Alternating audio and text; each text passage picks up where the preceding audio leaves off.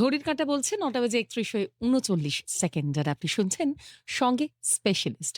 মনীষা রয়েছে স্টুডিওর এই প্রান্তে, আর স্টুডিওর ও প্রান্তে যারা আজকে এইমাত্র রেডিও সেট টিউন করলেন তাদের জন্য বলি, বুধবার রাত ৯:৩০ মানেই সঙ্গে এমন একজন থাকবে যিনি আপনার সমস্ত মুশকিল আসান করে দিতে পারেন।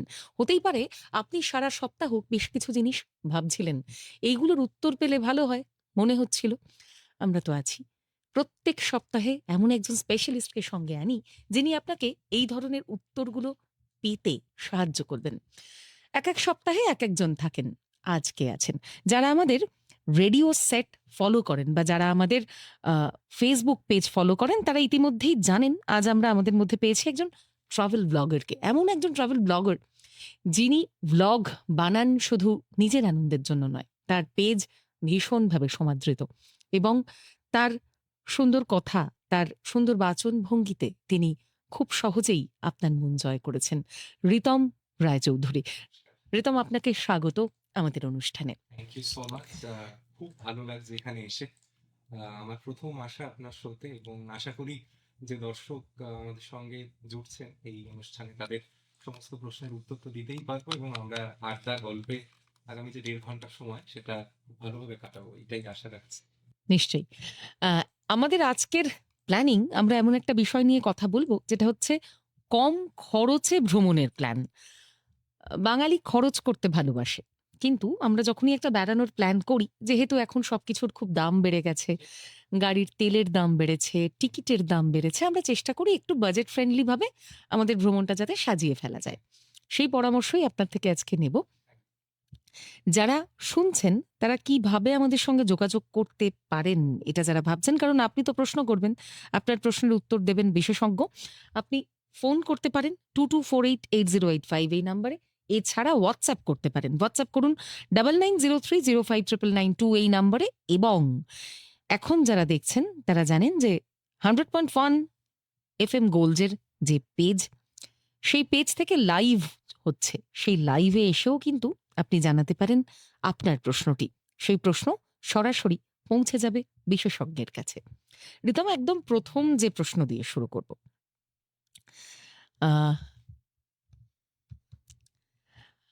আপনাকে স্বাগত আবারও আমাদের এই অনুষ্ঠানে। Thank you so much. আর আমারও ভীষণ ভালো লাগছে আপনাদের এখানে আসতে পেরে, এবং আমারও যেহেতু প্রথমবার আসা, আমি চেষ্টা করব যে সমস্ত দর্শক এই অনুষ্ঠান দেখছেন বা শুনছেন তাদের যে মনে প্রশ্নগুলি আসছে সেগুলোর সঠিক উত্তর দেওয়া, এবং দেখা যাক, আশা করি আগামী 1.5 ঘন্টা গল্পের মাধ্যমে এবং বিভিন্ন তথ্য আদান প্রদান করে ভালোই কাটবে। নিশ্চয়ই, একদম প্রথমে যে প্রশ্নটা আপনাকে করব সেটা হলো কম খরচে বাজেট ট্যুর আমরা যাকে বলি।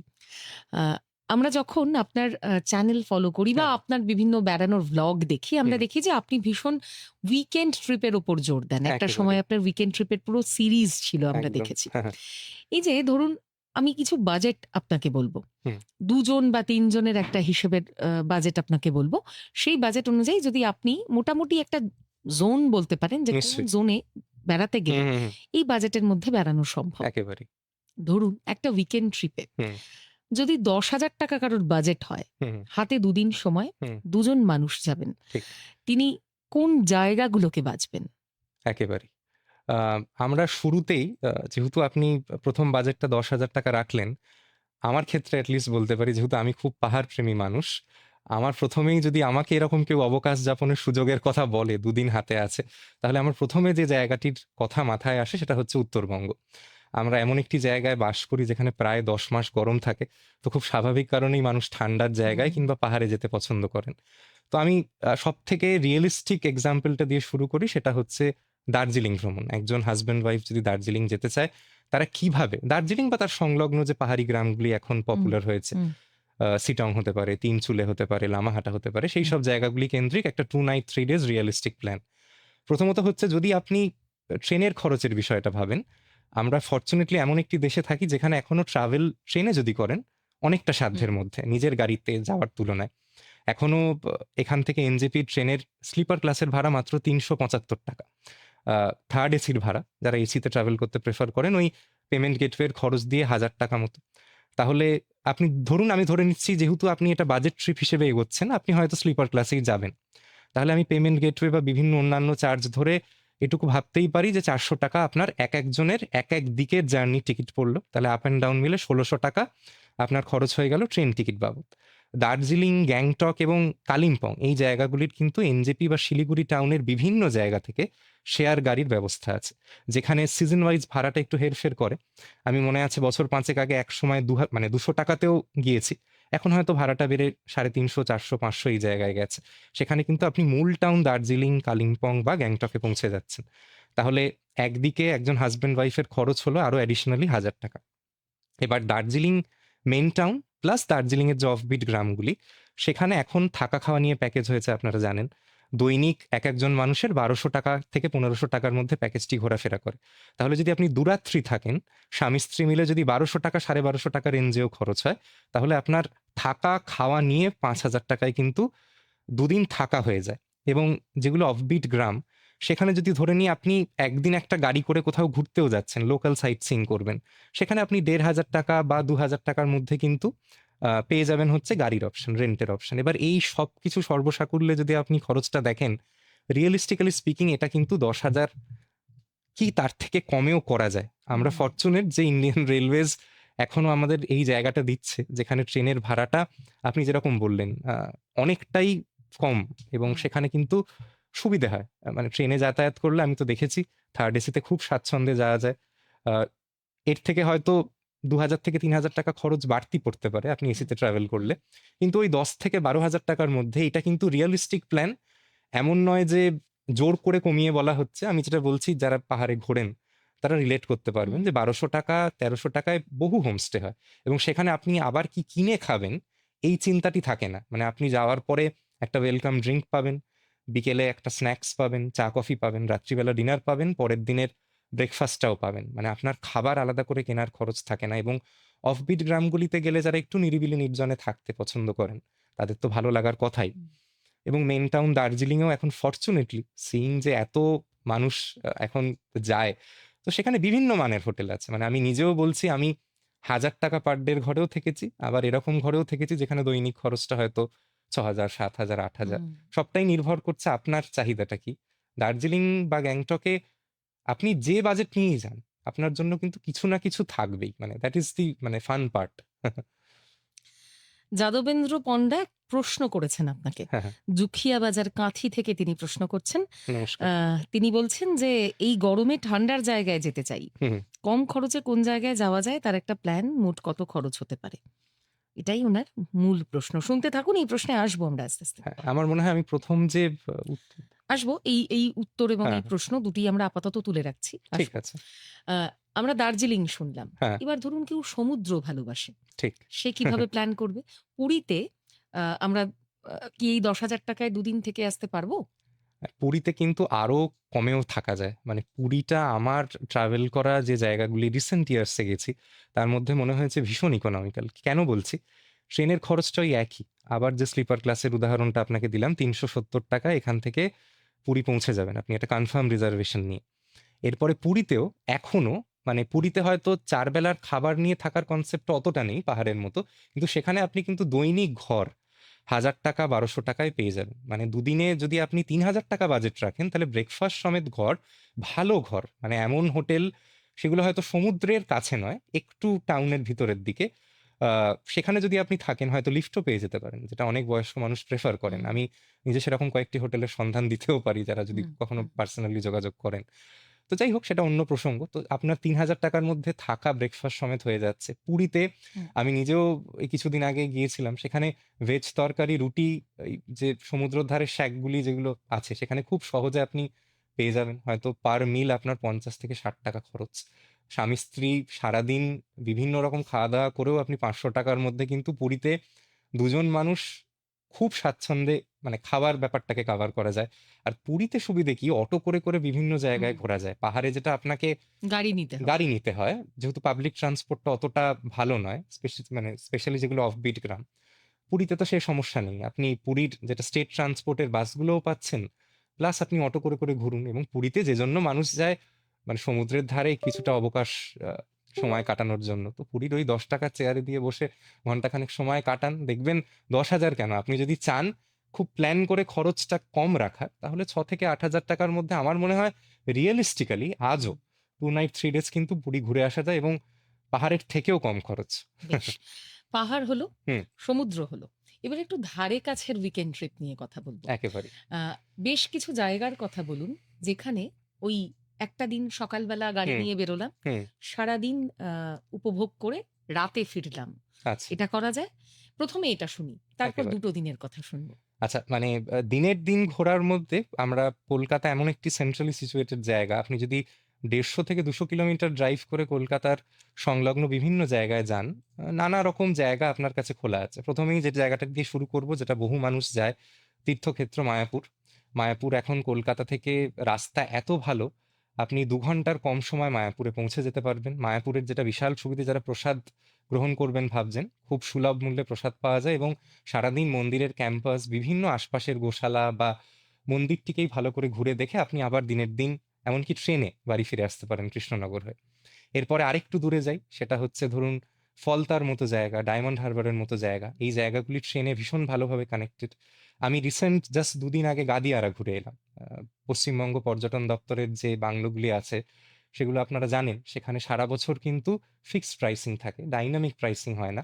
তো সেখানে আপনি 1800, 2000, 2200 এই রেঞ্জে রুম পাবেন যদি রাত্রিবাস করবেন ভাবেনও।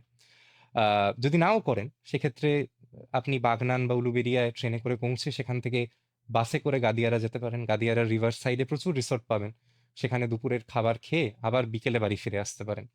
এর বাদে আরেকটি জায়গা যেটা আমার রিসেন্টলি গিয়ে খুব ভালো লেগেছিল, সেটা হচ্ছে রায়চক। রায়চকে অনেক রকম রিসোর্ট আছে, খুব বিলাসবহুল রিসোর্ট থেকে শুরু করে একেবারে সাধারণ মানুষের সাধ্যের মধ্যে থাকার মতো রিসোর্ট আছে। রায়চক কিন্তু খুব ভালো জায়গা, যারা গঙ্গা ভিত্তিক বা নদী ভিত্তিক কোথাও ভ্রমণে যেতে চান সেটা আছে। এবং শেষ করব আরো হাতের কাছের একটি জায়গাকে উল্লেখ করে, সেটা হচ্ছে ব্যারাকপুর। ব্যারাকপুরেও আবারও বলছি, পশ্চিমবঙ্গ পর্যটন দপ্তরের একটি খুব সুন্দর থাকবার ব্যবস্থা আছে, সেখানে হাউস বোট চালু হয়েছে।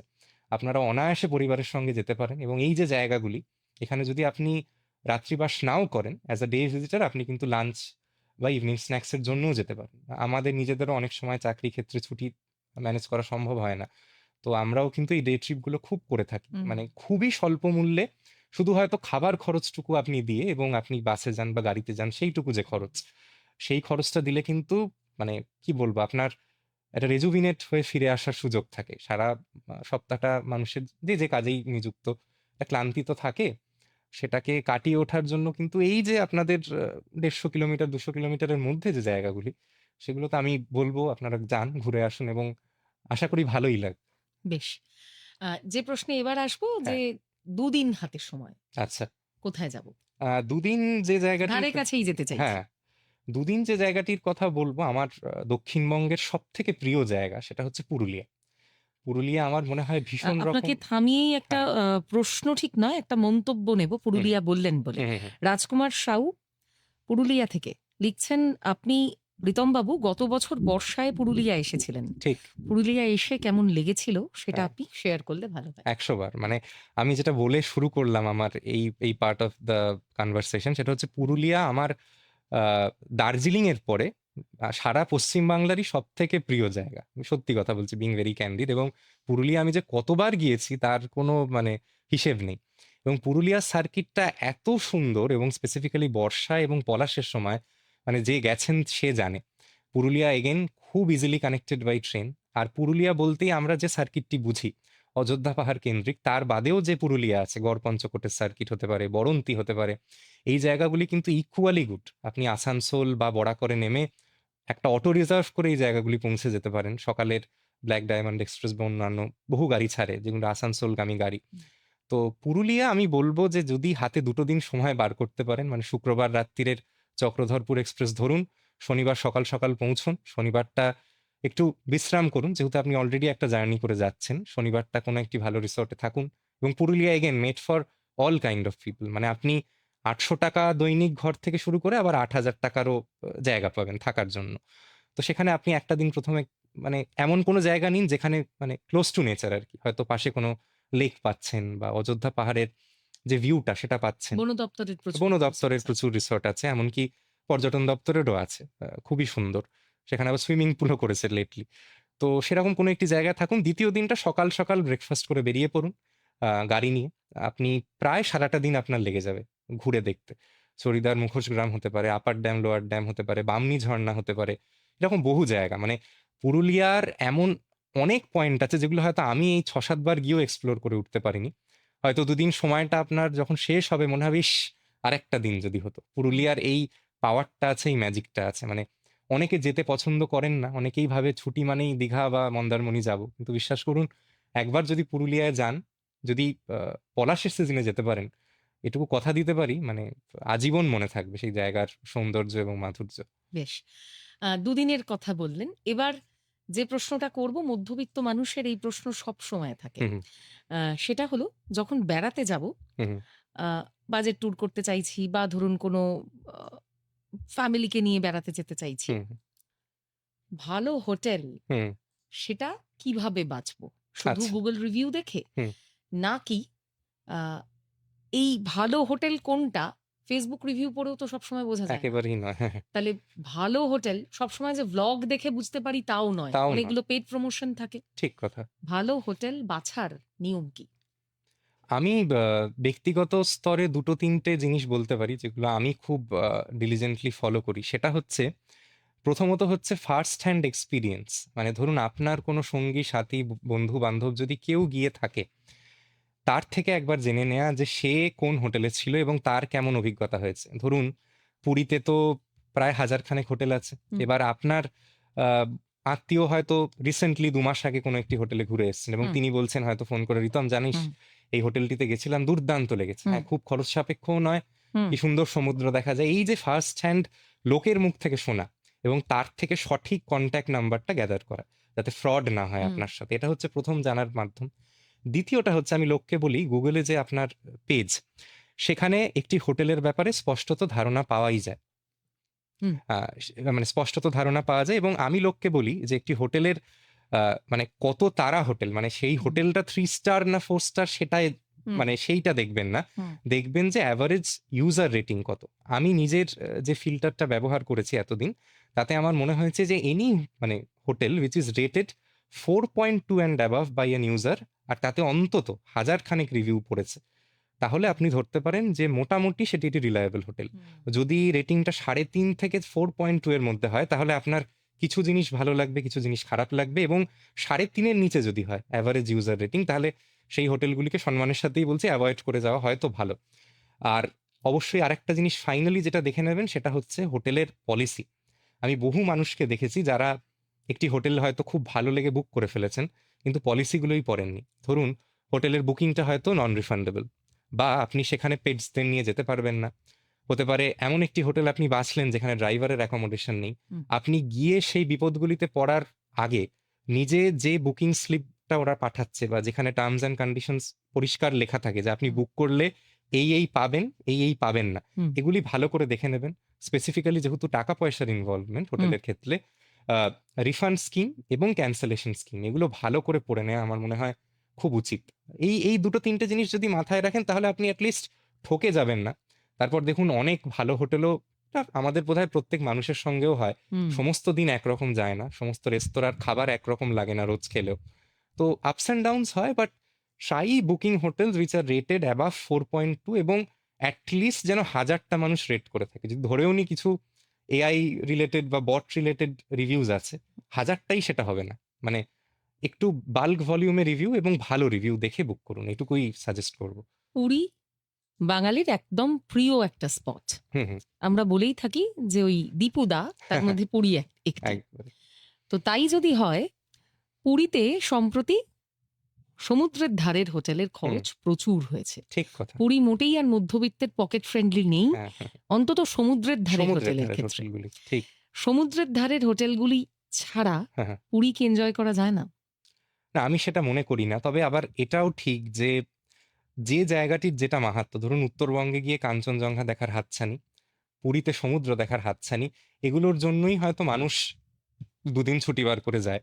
সেটা না দেখতে পেলে একটু খারাপ লাগে ঠিকই। তবে আমি নিজেও বলছি, আমি ব্যক্তিগতভাবেও অনেকবার যখন মানে ইনটেনশনালি বাজেট ট্যুর করব বলে ভেবে গেছি, হুম, আমি এরকমও হয়েছে, ধরুন আমি এটা অনেককে বলি যে আপনি একটা কাজ করতে পারেন যাতে সামান্য আপনার একটু সাশ্রয় হবে। সেটা হচ্ছে আপনি সমুদ্রের ধারেরই হোটেলে উঠুন, কিন্তু সি ভিউ রুম নেবেন না। ধরুন আমি একটি হোটেলের আমি নাম বলছি না, তাদের অভিজ্ঞতা থেকে বলছি যে সেখানের ফ্রন্ট সি ফেসিং যে রুম, সেগুলির ভাড়া হচ্ছে দৈনিক ৭,৫০০, ৮,০০০, ৬,০০০ হুম, এরকম। হুম। সেই হোটেলটিরই যেগুলো ধরুন সমুদ্র দেখা যায় না যে রুমগুলি থেকে, সেখানের ভাড়া হয়তো ৳৩২০০, ৳৩৩০০। আপনি জানেন আপনি লিফটে করে নিচে নামলেই রাস্তার ওপারে সমুদ্র। আপনি সমুদ্রের কাছে থাকছেন, হয়তো আপনার রুম থেকে সমুদ্র দেখা যায় না বা পার্শিয়ালি দেখা যায়।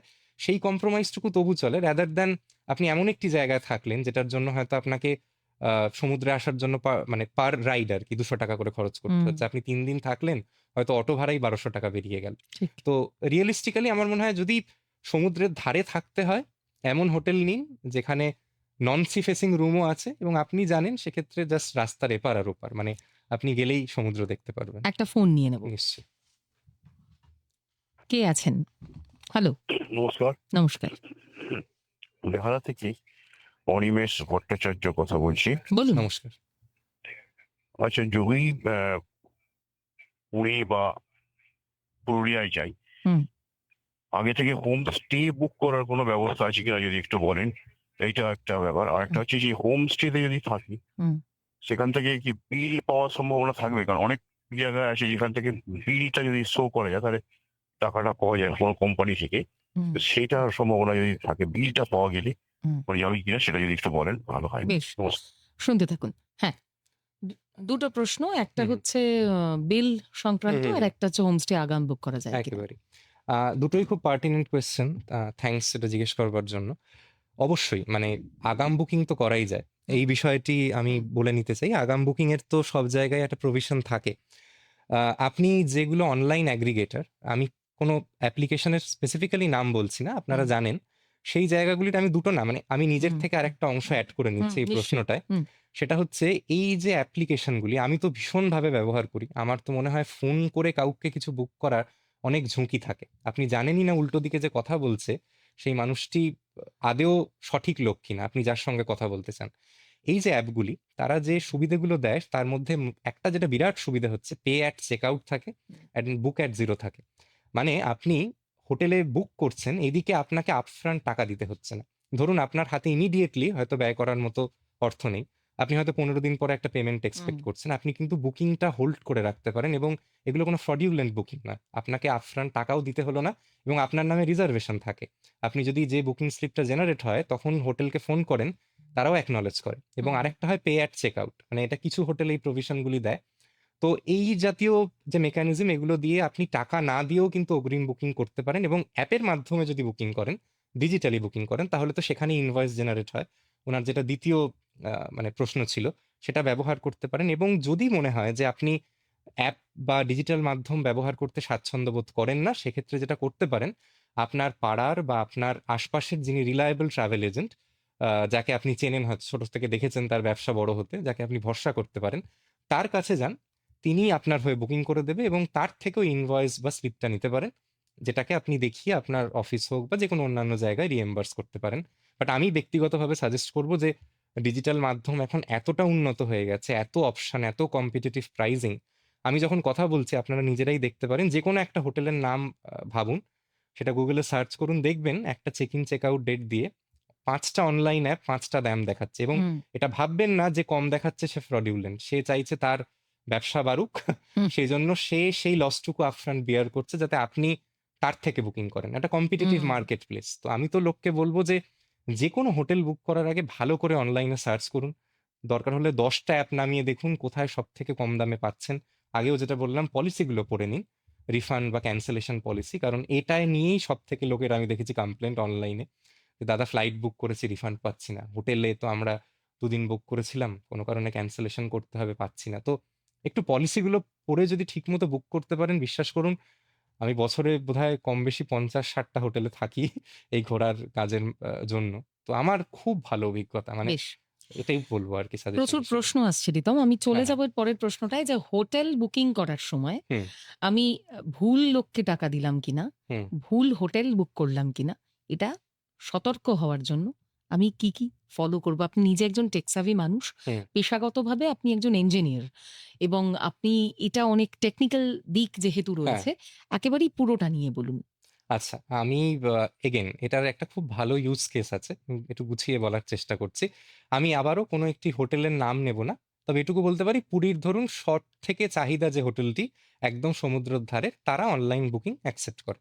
আমি নিজে তাদের ওয়েবসাইট থেকে বুকিং করে গিয়েছি এবং আমার খুব ভালো অভিজ্ঞতা। আমাকে যে রুম প্রমিস করা হয়েছিল আমি সেটি পেয়েছি। আমি তাদের মেইলও করিনি, তাদের ফোনও করিনি। অনলাইন ডিজিটাল যে পেমেন্ট গেটওয়ে তার মাধ্যমে বুক করে গেছি। এবার সেই নামটি দিয়েই আপনি যখন অনলাইনে সার্চ করবেন আরো ৫ টা ওয়েবসাইট হুম। দেখবেন। এবার আমরা যারা এই সাইবার থ্রেট গুলির ব্যাপারে ডেইলি কাজ করি, তারা ২-৩ টে জিনিস দেখি। সবথেকে যেটা বোঝার ভালো উপায় সেটা হচ্ছে দেখবেন সেই ওয়েবসাইট গুলিতে প্রচুর স্পেলিং মিস্টেক থাকে। আপনি দেখবেন হয়তো ডিলাক্স এর স্পেলিং লিখে দিয়েছে DLUXE। মানে যেখানেই দেখবেন এই জাতীয় খুব আ নন প্রফেশনাল জিনিস চোখে পড়ছে বা ধরুন আপনি ওয়েবসাইটটা লোড করছেন, দেখছেন ছবিগুলো লোড হচ্ছে না। High chances the website may be fraudulent. May not be but may be. এগুলো হচ্ছে ইনিশিয়াল ইঙ্গিত। এবং আরেকটা যেটা করে যারা এই জাতীয় আ কাজ করে থাকেন, তারা হচ্ছে ধরুন আপনি একটা উদাহরণ দিচ্ছি ১৫ই আগস্ট একটা খুব পিক টাইম। সেই সময় আপনাকে দেখাবে সেই হোটেলটি যেটা প্রায় অসম্ভব যে সেদিন সব ঘর খালি পড়ে আছে। যেটা রিয়েল ওয়েবসাইট সেখানে আপনি গিয়ে দেখবেন হয়তো তাদের ৩০ টা রুম এনলিস্টেড ছিল। সব সোল্ড আউট দেখাচ্ছে, আপনাকে একটা অ্যাভেলেবল ফর বুকিং। সেটা অনেক বিশ্বাসযোগ্য। রাদার দ্যান ১৫ই আগস্টে ঐরকম মানের একটি হোটেল আপনাকে হয়তো যে রেট অরিজিনাল ওয়েবসাইট দিচ্ছে তার থেকে ৳৫০০ কম দেখাচ্ছে। এদিকে দেখাচ্ছে সব ঘর খালি। যেটা হওয়া সম্ভব না। এইগুলো হচ্ছে আপনাকে সতর্ক করার উপায় যে আর টাকা পেমেন্ট যখন আপনি করবেন, অবশ্যই দেখে নেবেন যে আপনি যে URL টি খুলছে, যে পেমেন্ট গেটওয়ে গুলি খুলছে, সেখানে আপনি যাকে পে করছেন সেটা কোনো হোটেলের নাম দেখাচ্ছে না কোনো ব্যক্তি মানুষ দেখাচ্ছে। Google Pay এর ক্ষেত্রেও তাই। সাধারণত হোটেলের বিজনেস অ্যাকাউন্ট থাকে। তারা কোনো ব্যক্তি মানুষের অ্যাকাউন্টে টাকা নেয় না। আপনি ওই Google Pay তে ৳৬,০০০ এন্টার পরে যখন পিনটা দেবেন, তার আগে নিজেকে ১০ বার জিজ্ঞেস করবেন যে এটাকে কি কোনোভাবে এভয়েড করা যায়? হোটেলকে কি এটলিস্ট এটুকু বলা যায় যে আমি ৩ রাত্রি থাকছি, আগাম আমি এটলিস্ট একটা দিনের টাকা আপনাকে দিচ্ছি। অনেক হোটেল করে। আপনি বাকিটা চেক আউটের সময় দিন। এরকম মানে যত কম টাকায় একটি লোককে বুকিং এর জন্য রাজি করানো যায় আরকি। আর ডিজিটাল মাধ্যমে এই ভয়গুলি থাকেই। দেখুন আমি বলছি না এগুলো করবার পরেও কারুর হয়তো ফ্রড হবে না। বাট মানে beware of typos in website, slow loading website, যে ওয়েবসাইট রেসপন্সিভ নয়, আ বা যেখানে ঐরকম বললাম এই মানে চিহ্নগুলি পাবেন সেখান থেকে একটু দূরে থাকাই ভালো। তার থেকে আপনি একটু নাপাসন্দ হোটেলেই থাকুন। কিন্তু এইগুলোর থেকে দূরে থাকুন। বেশ। এটুকুই বলব। যে কথার ছিলাম ঋতম, হুম। আ এরপর যে প্রশ্নটা করতে ইচ্ছে করছে, কম পয়সায় ফ্লাইটের টিকিট আচ্ছা। হ্যাঁ, হ্যাঁ। কিভাবে কাটবো? কৌশলগুলো কি, কি? আচ্ছা, এই ট্রিকটা আমি আজকে পাবলিক করে দিচ্ছি। আ তারপরে হয়তো আমি নিজেই এরপর থেকে আর কমে পাবো না। যাই হোক, জোকস অ্যাপার্ট। এটা হচ্ছে একটা tried and tested way of booking flights, যেটা অনেক মানুষ করে থাকেন না। সেইজন্যই হয়তো এখন কমে পাওয়া যাচ্ছে। সবসময় যেটা কাজ করবে তা নয়। ধরে নিন 50-50 চান্সেস। আপনি নিজে আমি যখন কথা বলছি হাতের যে মুঠোফোন সেখানে এটাকে করে দেখতে পারেন। সেটা হচ্ছে ধরুন আপনি কলকাতা থেকে বাগডোগরা যাবেন। আপনি শুধু Google এর যেটা সার্চ ইঞ্জিন সেখানে গিয়ে লিখবেন Google to বাগডোগরা ফ্লাইটস। ঠিক কলকাতা আছে? to বাগডোগরা। হ্যাঁ, মানে সরি, আমি মার্জনা হুম, করবেন কলকাতা টু বাগডোগরা ফ্লাইটস।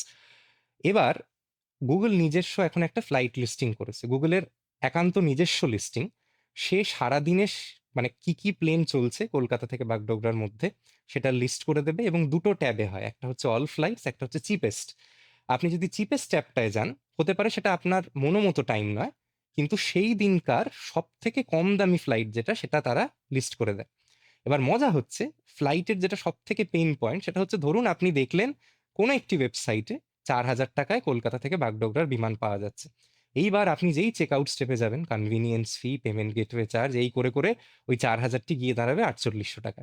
কিন্তু আপনি এটা এক্ষুনি নিজেও করে দেখতে পারেন।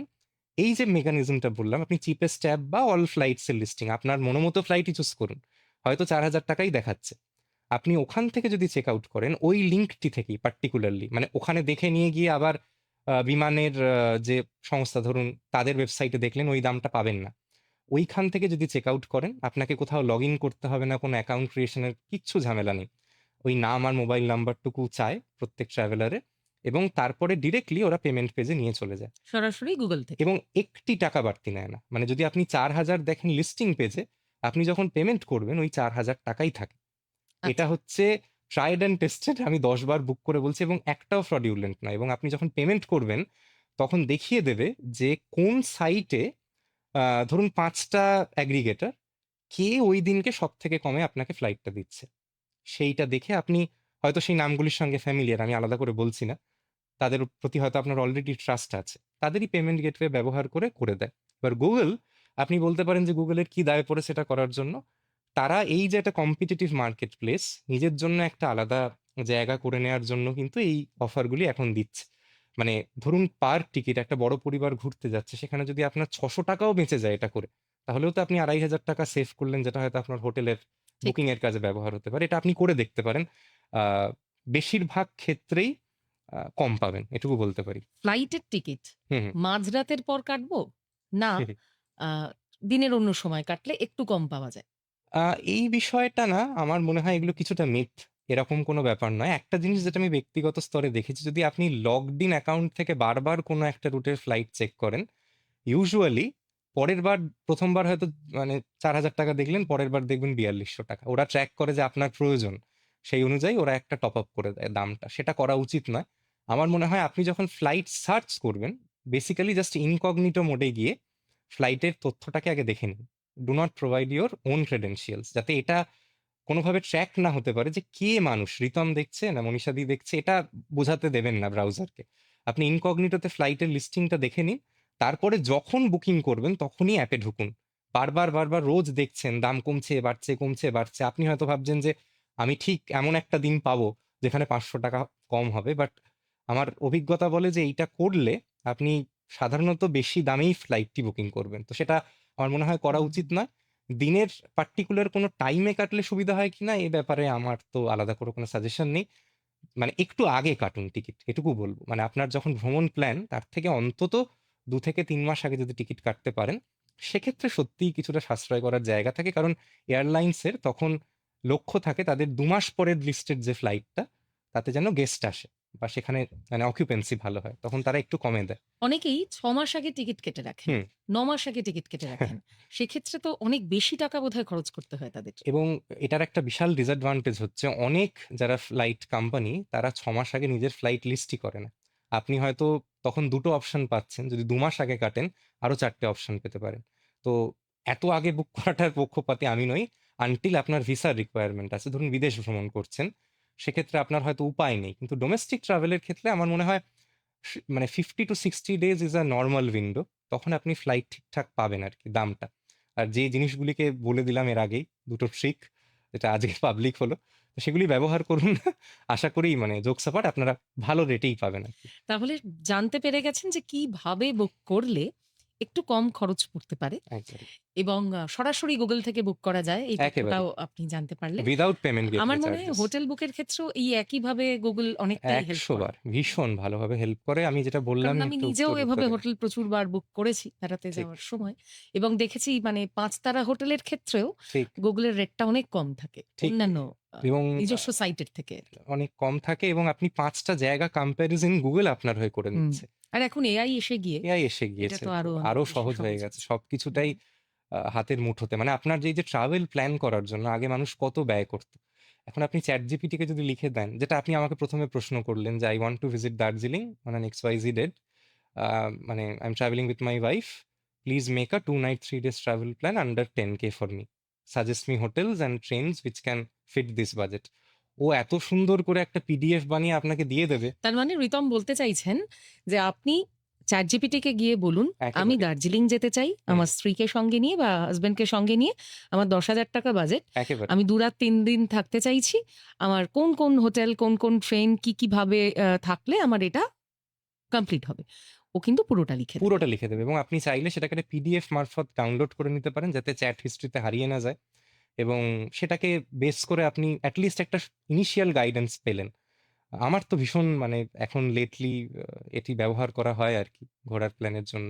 ভালো করে প্রম্পট লিখতে জানলে, আমি যে কথাটা বললাম হুম, ইংরেজিতে, সেটা একটা ধরুন প্রম্পট, এই এআই ইঞ্জিনটাকে হুম, গুছিয়ে যদি প্রম্পট লেখেন, ও কিন্তু খুব সুন্দর উত্তর দেয়। এবং এটা টু ওয়ে কমিউনিকেশন, গুগল সার্চের মতো একবার করে হারিয়ে হুম, যাচ্ছে না। হুম, তো হুম, এটা একটা বিরাট সুবিধা।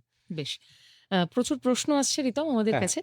যে প্রশ্নে এরপর যাব, হুম, যে এই যে আমরা শুনলাম, আমি আবার একটু ফ্লাইট বুকিং এ থাকবো, হ্যাঁ, কারণ ফ্লাইট বুকিং নিয়ে আমাদের কাছে প্রচুর প্রশ্ন আসে।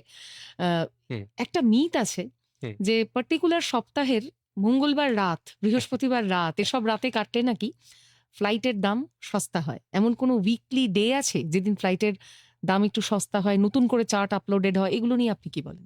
আমার অভিজ্ঞতা থেকে আমি যেটা বলবো সেটা হচ্ছে মানে দিনের সোজা বাংলায় প্রশ্নটা হচ্ছে, কম দামে টিকিট পেতে কি কি করা সপ্তাহের উচিত। কোন দিন টিকিট কাটবো? হ্যাঁ, মানে আমি যেটা ব্যক্তিগত স্তরে বলবো, মানে আমার এই দিনের মাহাত্ম্য আছে, দিনের মাহাত্ম্য একেবারেই নেই সেটা নয়। সেটা কিরকম ভাবে আছে বলি। সেটা হচ্ছে আপনারা যারা বিভিন্ন ব্যাংকের কার্ড ব্যবহার করেন, whether it be debit card or credit card, এই প্রত্যেকটি ব্যাংক মেজর যেগুলো অনলাইন ট্রাভেল অ্যাগ্রিগেটর অ্যাপ্লিকেশন তাদের সঙ্গে পার্টনারশিপ করে। তাদের খুব স্বাভাবিক কারণ, যাতে বেশি তাদের কার্ড ব্যবহার করে মানুষ বুকিং করে এবং কার্ডে খরচ হয়, এটা হচ্ছে বিষয়।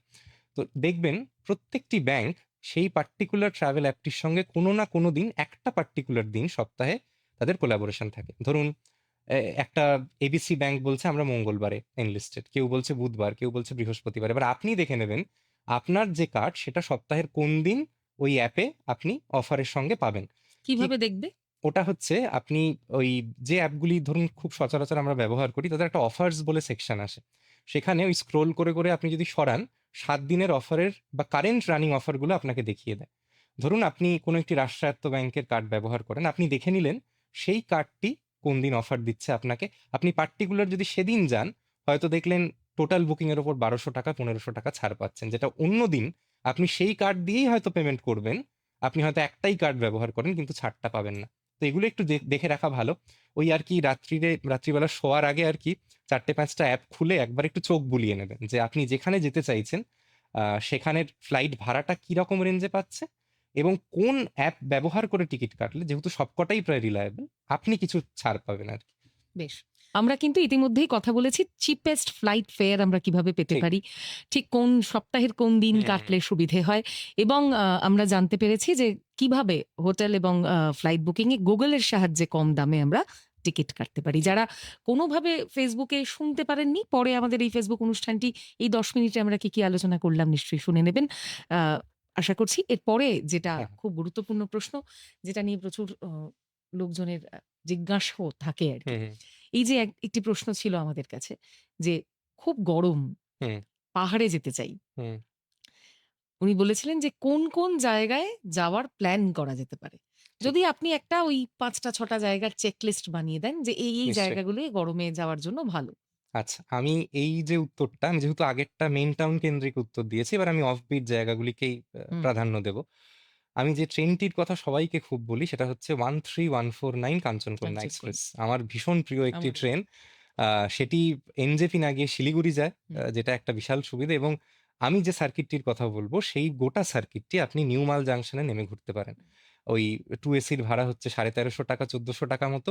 পরিবারের সঙ্গে যাওয়ার জন্য খুব ভালো সময়। 8:30 নাগাদ আহ কাঞ্চনকন্যা এক্সপ্রেস শিয়ালদা থেকে ডিপার্ট করে পরের দিন সকাল 9টার মধ্যে আপনাকে নিউমালে পৌঁছে দেয়। নিউমাল এমন একটি স্টেশন যেটা এত সুবিধে, আমি বলবো অফবিট কালিম্পং এর সার্কিট ঘোরার জন্য। আমি যে জায়গাগুলি বলছি সবকটা একে হুম, অপরের থেকে 20 থেকে 30 কিলোমিটার অ্যাপার্ট, হুম, এবং নিউমাল থেকে প্রথম যে জায়গাটি বলবো সেটায় পৌঁছতে সময় লাগে মাত্র 1.5 ঘন্টা থেকে 1.25 ঘন্টা। আমি রিসেন্টলি গেছি এবং খুব ভালো লেগেছে, এবং ফার্স্ট রেকমেন্ডেশন থাকবে সেই জায়গাটি, সেটা হচ্ছে চারখোল রিসর্ট। আপনারা প্রথমেই যেতে পারেন চারখোল বলে জায়গাটিতে। চারখোল অত্যন্ত সুন্দর একটি পাহাড়ি গ্রাম, এবং সেই গ্রামটিকে ঘিরে যে কটি রিসোর্ট আছে প্রায় সবকটিই ভালো, এবং সেখান থেকে অসাধারণ কাঞ্চনজঙ্ঘার ভিউ পাবেন। চারখোলের খুব কাছে আছে হচ্ছে কাফের গাঁও বলে একটি জায়গা। এগেন মানে গাড়িতে হয়তো খুব বেশি হলে 0.5 ঘন্টা 40 মিনিট সময় নেবে। আপনারা কাফের গাঁওতে একটি দিন কাটাতে পারেন। আমি রিসেন্টলি আরেকটি জায়গা ঘুরে আমার মানে মানে আমার বলা উচিত ছিটকে গেছি, সেটা হচ্ছে ডাবলিং বলে একটি জায়গা। অসাধারণ, সেখানে নতুন গ্লাস ব্রিজ গড়ে উঠেছে যা আমরা পেলিং এ পেয়ে হুম। অভ্যস্ত। ডাবলিং জেরং বলে একটি গ্রাম, একেবারেই মানে নতুন, মানে পর্যটন মানচিত্রে কিন্তু ভীষণ সুন্দর। জেরং স্পেসিফিক্যালি দারুণ জায়গা। এই 3টে তো বললাম। এর বাদে যে জায়গাগুলি আমরা খুব চিনি, কমন আমাদের কাছে, সেই জায়গাগুলির নাম একটু বলে শেষ করব। সেটা হচ্ছে লাভা, লোলেগাঁও, ঋষভ এবং কোলাখাম। মানে আপনি প্রথম দিনটি লাভায় কাটিয়ে লাভা থেকে ঋষভ খুব কাছে। আবার লাভা থেকে কোলাখামও খুব কাছে, এবং লাভা থেকে এই লোলেগাঁও, কাফেরগাঁও, চারখোল এই জায়গাগুলিও খুব কাছে। মানে লাভাকে কেন্দ্র করে এই এতগুলি অফবিট ডেস্টিনেশন, না খুব মানে হেক্টিক হুম। রোড জার্নি আছে, এবং বাগরাকোটের এখন নতুন রাস্তাটি খুলে গিয়ে চারখোল, কাফেরগাঁও এই জায়গাগুলি পৌঁছানো আরো সহজ হয়ে গেছে। শুধু একটাই সাজেস্ট করব, প্লিজ সবাইকে বলি, টিকিটটা কাইন্ডলি নিউমাল জাংশন অব্দি কাটুন, শিলিগুড়ি নয়। পাহাড়ে যাব মানেই এনজেপি, অনেকের কাছে এরকম একটা ধারণা। এনজেপির বাইরেও কিন্তু উত্তরবঙ্গ আছে। হিউমালে নামলে আপনারা ডুয়ার্সও যেরকম ঘুরতে পারেন, অফবিট কালিম্পং এর বহু জায়গা খুব ইজিলি অ্যাক্সেস করা যায়। এবং যেটা আমরা যে আলোচনাটা করছি যে সাশ্রয় কিভাবে হুম। করা যায়, গাড়ি ভাড়া অনেক কম। আমি উদাহরণ দিতে পারি, যদি আপনি এনজেপি থেকে চারখোল যান 4,500 টাকা পড়বে। সেই গাড়ি ভাড়াটাই যদি আপনি নিউমাল থেকে শুরু করেন 2,500 থেকে 3,000 টাকা, মানে আপফ্রন্ট হুম। 2,000 টাকা প্রায় সেভিংস। অনেকটা এগিয়ে যাওয়া যায়। এবং আপনি, যেটা সবসময় টাকাটাও ব্যাপার না, হয়তো বয়স্ক মানুষ আছে যারা পাহাড়ি পথে ট্রাভেল করাটা খুব পছন্দ করেন। আমি এরকম বহু মানুষকে চিনি যাদের মোশন সিকনেস আছে। তারা চায় যতটা কম মানে গাড়িতে জার্নিটা হোক। তো তাদের ক্ষেত্রে তো নিউমাল একটা খুব ভালো স্টেশন। আপনারা যান, ওখানের ব্যবস্থাপনাও ভালো। এটাই বলব, এই ৫টি-৬টি জায়গার মধ্যে যেকোনো একটি জায়গায় বুক করে চলে যেতে পারেন, এবং অনলাইনেই বুকিং সম্ভব। খুব ভালো লাগবে। মানে বর্ষায় খুবই ভালো লাগবে। রিতম, সামনে প্রচুর বিয়ে বাড়ি। আচ্ছা। কারণ আমরা জানি যে জ্যৈষ্ঠ মাস সবে হুম, মলমাস কাটলো, আষাঢ় শ্রাবণ বিয়ে বাড়ি, এরপর ঠিক, তো নভেম্বর থেকে বিয়ের সিজন শুরু হুম, হয়ে যাচ্ছে। হানিমুন স্পট, ঠিক। দুজন মানুষ যাবেন হ্যাঁ, স্বাভাবিকভাবেই। আহ, সেই হানিমুন স্পট মধ্যবিত্তের বাজেট ফ্রেন্ডলি, বিদেশ নয়। কারণ আচ্ছা। আমরা আমরা জানি যে আমাদের অন্তত একটা বছর কেন্দ্রীয় সরকার বলেছেন যে হুম, দেশের মধ্যে ঘোরার চেষ্টা করুন, ঠিক, ঠিক। বিদেশ কম যাবেন। হুম, তো যদি দেশের মধ্যেই ঘোরার কথা ভাবি, হুম, হানিমুন স্পট যে পাহাড় পছন্দ করে তার জন্য কোথায় ভালো, যে সমুদ্র পছন্দ করে হুম, তার জন্য কোথায় ভালো, এবং ওভারঅল হুম। ভারতের সেরা ৫টি হানিমুন স্পট কি? আচ্ছা, আমি ১ম এ সমুদ্র দিয়ে শুরু করি। আমরা আগে ভারতের সেরা ৫টি শুনি। হ্যাঁ, আমি আমি মানে হ্যাঁ। ভারতের মধ্যেই সবকটি জায়গা বলব, হুম। এবং ব্যক্তিগত ঘোরার অভিজ্ঞতা থেকে বলছি। ১ম এ যে জায়গাটির নাম বলব, তাহলে তো জানতে হয় আপনি হানিমুনে কোথায় গিয়েছিলেন। আমি গিয়েছিলাম আন্দামান। আচ্ছা। আন্দামান হুম। আমার খুব ভালো লেগেছিল, এবং বলেও দিলাম আরকি ১ম হুম। জায়গা হিসেবে। হুম। অবশ্যই আন্দামান যান, বর্ষার সময়টি যাবেন না। নানা রকম ঝড়-ঝঞ্ঝা থাকে। তার বাদে সারা বছর আন্দামান আপনাকে মুগ্ধ করার ক্ষমতা রাখে। আন্দামানের মানে যে নিরিবিলি পরিবেশ, সবুজের সমারোহ, তা যেকোনো মানে প্রকৃতিপ্রেমী মানুষকে কিন্তু অনেকে তো বলেন যে যারা পাহাড় হুম। প্রেমী তারা তো অনেকেই বলেন ভীষণ সমুদ্র, এত সমুদ্র ভাল লাগছে না। না, আমি এটা মানে ওই লিবার্টিটা নিয়েই বললাম যে, হুম। যদি আপনি সমুদ্র পছন্দ করেন আরকি হুম। সেটা ভেবে। হুম। আ আন্দামান আপনাকে নিরাশ করবে না। আপনি মানে প্রকৃতিপ্রেমী হলেই চলবে। মানে বেশ। আলাদা করে সমুদ্রকেও হয়তো ভালোবাসতে হবে না। তবে হ্যাঁ, হুম। একটু ওই যাদের একটু মোশন সিকনেস আছে, আমরা নিজেরাও ফেস করেছিলাম। বহু ক্রুজ রাইড করতে হয়। ওই মানে টার্বুলেন্ট সমুদ্রের উপর ক্রুজে যাতায়াত হুম। করতে অনেকের সমস্যা হয়। হুম। সেক্ষেত্রে ডাক্তারের সঙ্গে পরামর্শ নিয়ে রেখে কিছু ওষুধ সঙ্গে রাখবেন।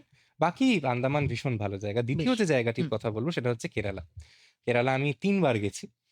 বর্ষায় কেরালা গেছি। যারা এখনই কোথাও যাবেন ভাবছেন, বর্ষার কেরালা যে কি সুন্দর! মানে নন টুরিস্টি প্লেস। আপনি ধরুন জাস্ট একটা কোনো গ্রামে গিয়ে কারুর বাড়িতে ২ ঘন্টা বসলেন, আশপাশের পরিবেশ আপনাকে মুগ্ধ করতে পারে। কেরালার মুন্নার হোক, ওয়ায়ানাড হোক, কোভালাম হোক, ভার্কালার মতো সমুদ্র সৈকত, একটা রাজ্য, মানে ভগবান যে কি তার উপর আশীর্বাদ দিয়েছে in terms of natural beauty, সেটা ওখানে না গেলে বোধহয় বিশ্বাস করবেন না। এবং খুব ভালো মানুষজন, ওয়েলকামিং আরকি। গোছানো, ট্রেনে ঘোরা যায়। আপনাকে প্রত্যেকটি জায়গা, একটা জায়গা থেকে এক জায়গা ট্রেনে করে যাওয়া যায়। নর্থ থেকে সাউথ ভালো, ভালো বন্দে ভারতের মতো ট্রেনে কানেক্টিভিটি আছে। খুব যদি টাইটলি প্ল্যান করেন, অল্প বাজেটে কিন্তু কেরালা ঘোরা যায়। তাই যদি হয় তাহলে হুম। একটা কেরালা যাওয়ার প্ল্যানিং শুনি আপনার কাছে। আচ্ছা, আমি যেটা ১ম এ সাজেস্ট করব হচ্ছে, আপনি আ কলকাতা থেকে কোচির সরাসরি বিমান তো আছেই। এছাড়া মানে কলকাতা থেকে যদি একটু ট্রেনের সময়টা আপনি ব্যতীত না করতে চান, সেক্ষেত্রে ফ্লাইটটা ভালো অপশন, সময় বাঁচে। তবে ট্রেনও আছে। এখান থেকে ত্রিভেন্দ্রম সেন্ট্রাল বলুন বা কোচি এরনাকুলাম জাংশন আরকি, সেটা অবধি ট্রেন পেয়ে যাবেন। আপনি কোচিতে গিয়ে শুরু করতে পারেন আপনার ট্রিপ। কোচি থেকে আপনারা যে জায়গাগুলি সবাই যায়, কুমারাকাম এবং মুন্নার, এই দুটিকে কভার করে আবার কোচিতে ফেরত আসবেন। ধরুন ৩ টে রাত রাখলেন। ২ টো রাত মুন্নারের জন্য, তৃতীয় রাতটা কুমারাকাম করে, কুমারাকামের নিয়ারেস্ট স্টেশন থেকে আপনি ট্রেনে করে সোজা চলে যান ভার্কালা। ভার্কালা আমার জীবনে ঘোরা ২ টো ৩ টে যে সেরা সমুদ্র সৈকত, তার মধ্যে ভার্কালা অন্যতম।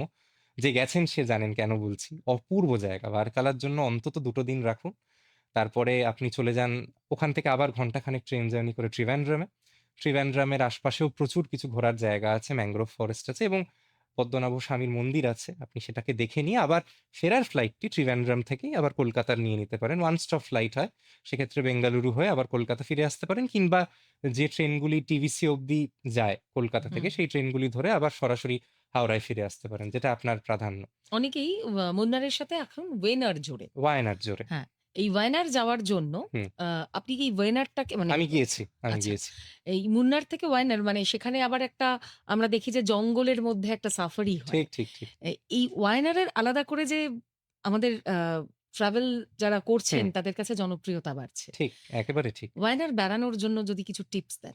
আমি যেটা বলবো, ওয়ায়ানাড যখন যাবেন, প্রথম যেটা সাজেশন, ওয়ায়ানাডের সঙ্গে উটি ঘুরে নিন। এই দুটো হিল স্টেশন খুব কাছাকাছি, গাড়িতে লেস দেন 3.5 আওয়ার্স। আপনি শুরুটা কোড়িকোড এয়ারপোর্ট থেকে করতে পারেন, কলকাতা থেকে ওয়ান স্টপ ফ্লাইট পেয়ে যাবেন, কিংবা বেঙ্গালুরু থেকে শুরু করে উটিতে 2 দিন কাটিয়ে মানে মাইসোর উটি ঘুরে তারপর আপনি ওয়ায়ানাড চলে যেতে পারেন। খুব ইজি ট্রিপ। এবং ফেরার বিমানটা আপনি আবার কোড়িকোড এয়ারপোর্ট থেকে সরাসরি আবার বেঙ্গালুরু হয়ে নিতে পারেন। এবং ওয়ায়ানাডে যখনই যান অ্যাটলিস্ট 2 রাত তো রাখবেনই। মানে উটি ঘোরার ক্ষেত্রেও 2 দিন লাগেই, তার কমে পারবেন না। ওয়ায়ানাডের ক্ষেত্রেও তাই। এবং আপনি যদি সমস্ত যে পয়েন্টটি আপনি বললেন, অ্যাডভেঞ্চার অ্যাক্টিভিটি গুলো করতে চান, বা সেক্ষেত্রে কিন্তু মানে 2 রাত্রি কম পড়ে যেতে পারে, 3 রাত্রি হতে পারে। তো বেঙ্গালুরু থেকে শুরু করে মাইসোর 1 দিন, উটি 2 দিন, ওয়ায়ানাড 2 দিন করে আপনি যেকোনো দক্ষিণ ভারতের অন্যান্য যে জায়গা, যদি মনে হয় আরো হাতে কিছুটা সময় আছে, আপনি চাইলে কোচি হয়ে ফিরতে পারেন। তো কেরালার এটা একটা মানে নর্দার্ন কেরালা আরকি। এটার একটা অন্য সার্কিট। তবে আমি ওয়ায়ানাড গিয়ে আমি এমন একটা সময় গিয়েছিলাম যদিও, যখন প্রাকৃতিক বিপর্যয়ের হয়েছিল ওয়ায়ানাডে। আমরা জানি বহু মানুষ হুম। প্রাণ হারিয়েছিলেন। খুবই খারাপ একটি সময় গেছিল। তবে এখন ওয়ায়ানাড কিন্তু অনেকটা স্বাভাবিক। স্বাচ্ছন্দ্যে আপনি যেতেই পারেন। ভয় পাবেন না একেবারেই। এবং ওয়ায়ানাড গোটা কেরালার মতনই। আমি আলাদা করে ওয়ায়ানাড শুধু বলব না। সারা কেরালাই আপনাকে মানে অ্যামেজ করার একটা ক্ষমতা রাখে। আমি দক্ষিণ ভারতকে ভীষণ ভালোবাসি। আমার দক্ষিণ ভারতের সমস্ত রাজ্যে একবার করে পা দেওয়া হয়েছে, যেটা উত্তর ভারতে আমার ক্ষেত্রে হয়নি আনফরচুনেটলি। কার্যসূত্রেই বলতে পারেন। দক্ষিণ ভারতকে তো আমি সবসময় এগিয়ে রাখি। আমি বেশ। রিসেন্টলি তামিলনাড়ু ঘুরে এসেছি। পরে বলছি সেটার হুম। বিষয়। 2 স্পট হলো। দুটো স্পট হলো। আরো এবার একটু নর্থের দিকে আসা যাক। নর্থের দিকে যে জায়গাটি আমার মনে হয় বহু মানুষ যান, মানে আমার আলাদা করে বলবার অপেক্ষা রাখে না, সেটা হচ্ছে সিমলা কুলু মানালি। মানে ভীষণ পপুলার একটি টুরিস্ট সার্কিট। কলকাতা থেকে খুব সহজে নেতাজি এক্সপ্রেস করে আপনি কালকা পৌঁছে যেতে পারেন। কালকা টু কালকা গাড়ি নিয়ে পুরো ঘুরে 5 দিনের মধ্যে চলে আসা যায়, যাদের হাতে সময় কম। Safest root. আপনি বর্ষাকালটার বাদে আবারও যেকোনো সময় গেলেই আপনার খুব ভালো লাগার কথা। আর যারা ফ্লাইটে যেতে চান, চণ্ডীগড় নিয়ারেস্ট এয়ারপোর্ট। এখন তো কুলুর ও ভুন্টার একটা এয়ারপোর্ট চালু হয়েছে। কুলু অবধি ফ্লাইটে পৌঁছে যেতে পারেন। যারা মোশন সিকনেসে ভোগেন, অ্যাভয়েড করতে চান long road journey, কুলুর Bhuntar airport থেকে মানালি ঘুরে নামার পথে চণ্ডীগড় হয়ে ফিরতে পারেন। তো এটা একটা খুব ইজি টু ডু রুট। মানে বিরাট কোনো প্ল্যানিং লাগে না। একটা ভালো ড্রাইভার, বিশ্বস্ত ড্রাইভার পেলেই কিন্তু আপনাকে গোটা এই রুটটা তিনি ঘুরিয়ে দেখাতে পারে। এর বাদে আরেকটি যেটা খুব পপুলার জায়গা, যেটা আমি আগের বছর ডিসেম্বরে গিয়েছিলাম, সেটা হচ্ছে গোয়া। বহু হানিমুন কাপল গোয়া যেতে পছন্দ করে। গোয়ার একটা মানুষের মধ্যে চাহিদা খুব আছে। সেখানেও 2 টি এয়ারপোর্ট, ড্যাবলিম এবং নর্থ গোয়ার যেটা এখন মোপা সম্ভবত, আমি যদি ভুল না বলি। সেই 2 টি এয়ারপোর্ট আছে। নর্থ গোয়া, সাউথ গোয়া ঘোরার জন্য আলাদা, আলাদা এয়ারপোর্ট। আপনি যেটাতে ইচ্ছে নামতে পারেন। গাড়ি করে 3 থেকে 4 দিন ঘুরে আবার অন্য একটি এয়ারপোর্ট থেকে আবার বাড়ি ফিরতে পারেন। গোয়া প্ল্যান করাও খুব ইজি। এবং সবথেকে ভালো হচ্ছে, যারা কোনো কারণে, যেটা বলছিলাম, পাহাড়ে একটু মোশন সিকনেসে ভোগেন বা পাহাড়ের জার্নি পছন্দ করেন না কোনো কারণে, তাদের জন্য গোয়া খুব ভালো অপশন। কারণ গোয়াতে গেলে কেরালারই মতো এই 2 টি রাজ্য এমন রাজ্য যেখানে সমুদ্র পাহাড় আপনাকে একসঙ্গে একটা হাতছানি দেবে আরকি। তো সেরকম একটা সুবিধে আছে। আর ফাইনালি যে কথাটা বলব, খুব আন্ডারডগ, আন্ডাররেটেড একটি জায়গা আমাদের কলকাতার খুব কাছে, সেটা হচ্ছে আরাকু ভাইজ্যাক। হুম। ভীষণ ভালো। যে মানুষ বারবার পুরী যায়, আমারই বাড়ির কয়েকটি লোককে আমি বলে পারি না যে একবার ভাইজ্যাক একবার যাও। ভাইজ্যাক যাও। ঠিক। একই খরচ, একই প্রায় সময় বরং একটু বৈচিত্র্য বেশি। অনেক বেশি। প্রচুর বৈচিত্র্য। এবং ভাইজ্যাক শহরটা আমার এত ভালো লেগেছে, মানে অটো করেই পুরোটা ঘোরা যায় একটা দুটো স্পট ছাড়া। ঠিক কথা। এবং মজা হচ্ছে, ভাইজ্যাক একদিকে প্রকৃতি, একদিকে শহর। হুম। মানে আপনি সারাদিন প্রকৃতির মাঝে সময় কাটিয়ে রাত্তিরে একটি মাল্টিপ্লেক্সে গিয়ে সিনেমা দেখে ফিরতে সেই, পারেন। সেই। তো এইরকম সুবিধাগুলি আছে। একটি ফোন নিয়ে নেব। নিশ্চয়ই। হ্যালো। হ্যালো। হ্যাঁ, হ্যালো। নমস্কার। হ্যাঁ, আমি বড়নগর থেকে রুনা বসু বলছি। বলুন। নমস্কার। বলছি উইকেন্ড ট্রিপে শান্তিনিকেতন যদি যাই হুম। কিরকম খরচা পড়বে বা কোথায় থাকা যায় কিরকম কজন ব্যাপার? যাবেন? আমরা গেলে ৩ জন। ৩ জন। তাহলে কিরকম ৩ জনই খরচা? অ্যাডাল্ট? হ্যাঁ, হ্যাঁ, আচ্ছা, ঠিক আছে। Yes. শুনতে থাকুন আপনি। কোথা থেকে ধন্যবাদ। যাবেন? কলকাতা থেকে, তাই তো? হ্যাঁ, হ্যাঁ, হ্যাঁ। শুনতে থাকুন। শান্তিনিকেতনের একটা প্ল্যানিং উইথ খরচা আরকি। নিশ্চয়ই। হুম। আমি মনে হয় এতবার গিয়েছি এই জায়গাটিতে মানে ভালো লেগেই গেছি। তো আমি আশা করি ঠিকমতো গাইড করতে পারবো। সবথেকে ভালো হচ্ছে ৯টা ৫ কলকাতার থেকে হলদিবাড়ি এক্সপ্রেস ছাড়ে, সেই ট্রেনের এসি চেয়ার কারে চলে যান। ৳৩৫০ পার হেড এসি চেয়ার কারে খরচ। সোয়া ২ ঘন্টার মধ্যে বোলপুর শান্তিনিকেতন স্টেশনে আপনাকে নামিয়ে দেবে। Best train. শান্তিনিকেতন এক্সপ্রেসের থেকেও ভালো। আ আপনি মোটামুটি টোটো নিয়ে আপনার হোটেলে পৌঁছে যেতে পারেন। এক্ষেত্রে আমি যে আ হোটেলগুলির কথা বলব এগেইন WBTDCL এর হুম। হোটেল। ভীষণ ভালো মানের হোটেল এবং আপনারা যদি সিনিয়র সিটিজেন হন, তারা যদি যান ভাবেন 10% একটা বুকিং এ ছাড় থাকে যদি সোম থেকে বৃহস্পতিবারের মধ্যে মানে যান। রাজ্য সরকারের রাজ্য হোটেল। সরকারের এক্সাক্টলি। ৩ টি প্রপার্টি আছে WBTDCL এর এবং ইউথ হস্টেলও আছে। আমি সেখানেও থেকেছি। মানে যেটা ক্রীড়া দপ্তরের সম্ভবত youth hmm. Department, youth and sports ডিপার্টমেন্টের। তো এই ৪ টি জায়গার মধ্যে যেকোনো একটিকে বেছে নিন। WBTDCL এর প্রপার্টিগুলো ভীষণ ভালো। সেখানেই কোথাও একটা দিন বা ২ টো দিন উনি বললেন 2 নাইট 3 ডেজ হুম। বোধহয় না? ২ টো দিন সেখানেই বুকিং করে থাকতে পারেন। সোম থেকে বৃহস্পতিবারের মধ্যে গেলে একটু বাড়তি ছাড়ও থাকে 10% সিনিয়র সিটিজেনদের নামে বুকিং হলে এবং তৃতীয় ব্যক্তির যে কথাটা বললেন, একটা ঘরেই কিন্তু থাকা হ্যাঁ। সম্ভব। যদি আপনি আলাদা করে কট না নেন, সেক্ষেত্রে রুম শেয়ারের 20% পড়ে এবং রুম নিলে 30% অ্যাডিশনাল খরচ পড়ে। হুম। তো সেখানে থেকেই টোটো নিয়ে আপনি কিন্তু ঘুরে দেখতে পারেন। টোটো দৈনিক ওই ৳৬০০ থেকে ৳৮০০ নেয়। কতগুলো স্পট ঘুরছেন তার উপর নির্ভর করে। ১ম দিনটা সোনাঝুরি হাট, আ মিউজিয়াম এগুলো ঘুরতে পারেন এবং ২য় দিন কঙ্কালীতলায় পুজো দিতে পারেন। আশপাশের অন্যান্য বাকি থেকে যাওয়া যে জায়গাগুলি ঘুরে 3rd ডে সকালে আবার এখন তো বন্দে ভারত হয়ে গেছে, শতাব্দী চলে। তো যেকোনো ট্রেনে আপনার যেটা স্বাচ্ছন্দ্য বোধ করেন সেটা করে ফিরে আসতে পারেন এবং আপনি যে খরচের বিষয়টা জানতে চাইছিলেন, ৩ জন মানুষের মোটামুটি পার হেড যদি আপনি ৪ থেকে ৳৪,৫০০ বাজেট রাখেন রিয়ালিস্টিক্যালি বলছি, খুব সহজে কিন্তু ট্রিপটি করে আবার কলকাতা টু কলকাতা ফিরে আসা যায়। ঠিক। রিতম, যে প্রশ্নে এরপর যাব, আ সেটি হলো যে আমরা তো জানি যে বেড়াতে গেলে নানা রকম সমস্যার মুখোমুখিও আমাদের হতে হয়। ঠিক। বাচ্চাকে নিয়ে ট্রাভেল করলে হুম। কি জিনিস সম্পর্কে আমাদের সচেতন থাকা দরকার? আচ্ছা, এই প্রশ্নটার ক্ষেত্রে ১ম এই যে সাজেশনটি আমি দেব সেটা মানে বাচ্চা বড় সবার ক্ষেত্রে সেটা হচ্ছে প্রয়োজনীয় ওষুধ সঙ্গে রাখা। এটা অনেক মানুষ করেন না এবং আমি দেখেছি কত বিপদ নেমে আসে সেজন্য।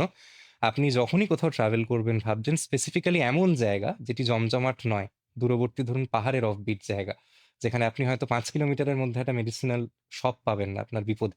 সেখানে আপনার যে ওষুধগুলো লাগে, জ্বর, পেট খারাপ, কি গলা খুসখুস যেগুলো সাধারণত হয়ে থাকে। সেই রকম সমস্ত ওষুধ বাচ্চাদের ক্ষেত্রে একজন ভালো পিডিয়াট্রিক কোনো ডক্টরের সাজেশন নিয়ে তার যে ওষুধগুলি প্রয়োজন হতে পারে সঙ্গে রাখুন। আ তার খাবার যেগুলো বেবি ফুড সেটা পর্যাপ্ত পরিমাণে রাখুন। এটা ভেবেই চলবেন যে আপনি হয়তো সেটাকে টপ আপ করার সুযোগ পাচ্ছেন না। এমন একটি জায়গায় হয়তো আপনি থাকছেন যেখানে বেবি ফুড পাওয়া যাচ্ছে না। তো বেবি ফুড রাখুন।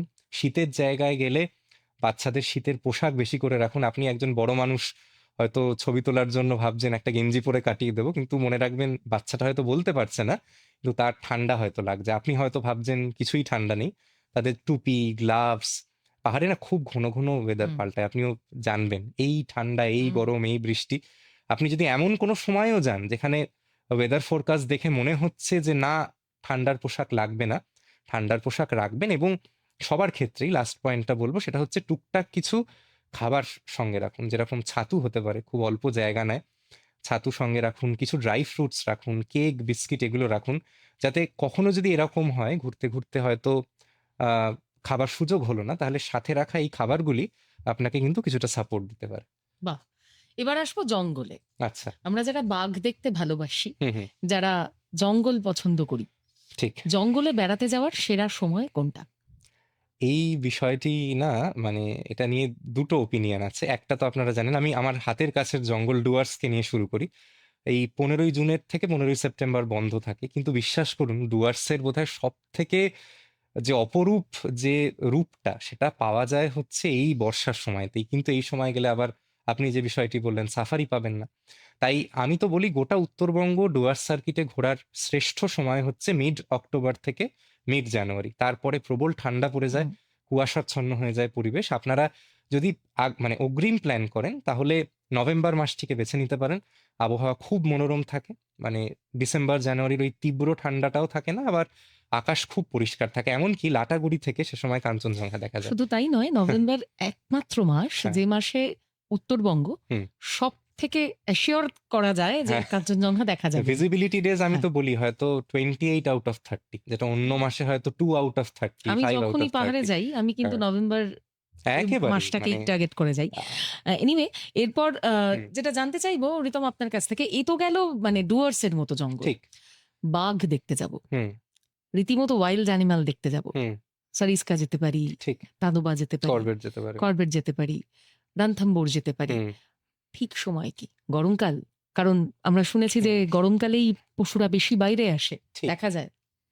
সিজনটা তো ম্যাটার করে, আপনি যেরকম বললেন, আপনি একটা ভালো উদাহরণ দিলেন। আমার একটা ব্যক্তিগত অভিজ্ঞতা বলি, যেখানে সাইটিং বেড়ে যায়, সুযোগ বাড়ে, সেটা হচ্ছে দিনের কোন সময় যাচ্ছেন। হুম। চেষ্টা করবেন প্রথম সাফারিটি করার, ভোরবেলা। ভোরবেলার। সব থেকে ফার্স্ট সাফারির হুম। যদি এরকম সম্ভব হয় আপনার গাড়িটি প্রথম, হুম। তাহলে মানে আমাকে মানে বন দপ্তরের কিছু মানুষজন যাদের সঙ্গে পরিচিতি হয়েছে ঘুরতে ঘুরতে, তারাই বলেছেন যে মানে যারা অনেকে এরম মানুষ আছেন মানে এত বন্যপ্রাণকে ভালোবাসে, 6 দিন 8 দিন ধরে শুধু হুম। সাফারি করে, কোর হুম। এরিয়া সাফারি হুম। করছে, তারা কিন্তু বেছে নেয় হচ্ছে দিনের প্রথম সাফারি স্লটটা। কেন বলছে? এটার পিছনে একটা রেশনাল আছে, সেটা হচ্ছে গাড়ির শব্দ এবং ওই টায়ারের ভাইব্রেশনে বন্যপ্রাণরা অ্যালার্ট হয়ে যায়। তারা হুম। যদি খুব কাছাকাছি জায়গাতেও থাকে, গাড়ির শব্দ শুনে তারা আস্তে আস্তে ডিসপার্স হয়ে যায় বা আরো এমন জায়গায় চলে যায় যেখানে আপনার সাইটিং সুযোগ থাকে না। যদি আপনি এরকম করতে পারেন যে প্রথম বা দ্বিতীয় জিপটি আপনার, হ্যাঁ, আমাদের জলদাপাড়ায় এই অভিজ্ঞতা হয়েছিল, দারুণ রাইনো সাইটিং হয়েছিল। প্রবল ঠান্ডা, সকালে উঠে বেরোতে ইচ্ছে করছে না, কিন্তু যেতে হবে কষ্ট করে। মানে হুম। সিজনের একটা ইনফ্লুয়েন্স অবশ্যই থাকে, বর্ষায় তো আপনি চাইলেও পারবেন না। তুলনামূলকভাবে গরমটা বেটার, এবং চেষ্টা করবে যদি গরমেও যান বুকিং আগে থেকে করে যান এবং চেষ্টা করুন ফার্স্ট স্লটটা ধরার, তাহলে আশা করি বেটার সাইটিং হবে।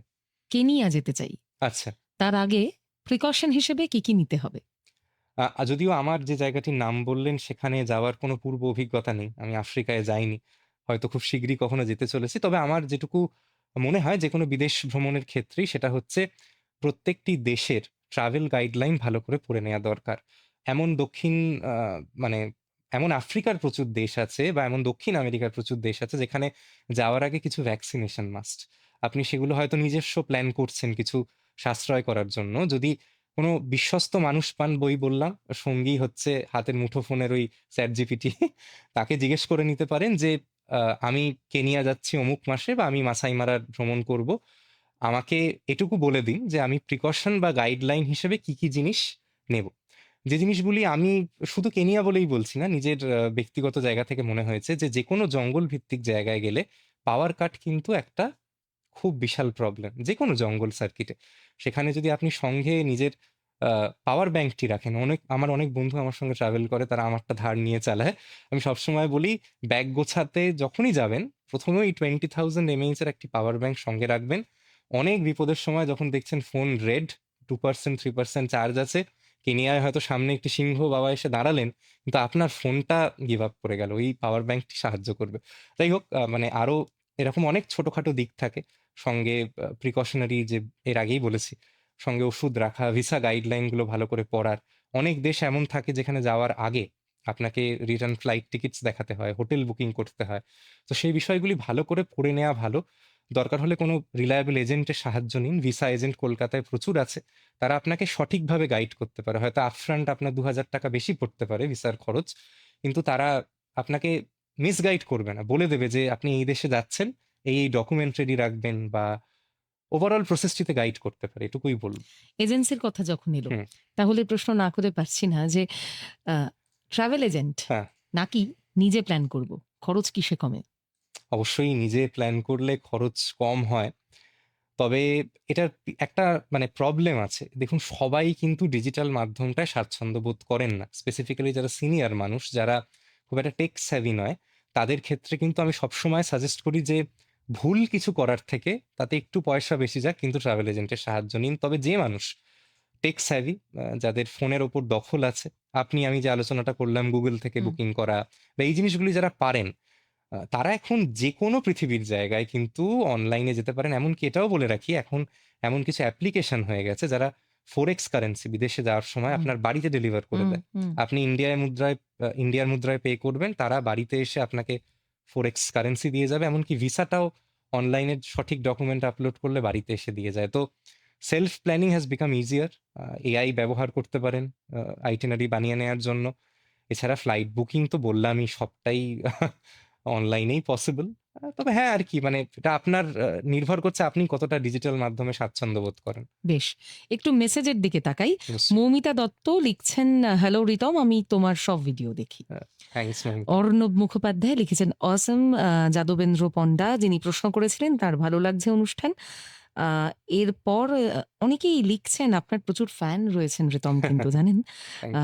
বেশ ঈর্ষা হচ্ছে কিন্তু আমাদের। সুমিতা রায় লিখছেন, শুভ সন্ধ্যা মনীষা দিদি, সঙ্গে আছি স্যার, খুব সুন্দর বিষয় নিয়ে আলোচনা চলছে। শ্রীপর্ণা লিখছেন, দারুণ রিতম। তুহিনা ব্যানার্জি লিখছেন, ভালো লাগছে রিতম এরকম প্ল্যাটফর্মে দেখে। দিস ইজ থ্যাংক ইউ তুহিনাদি। তুহিনাদিকে আমি নামে চিনি।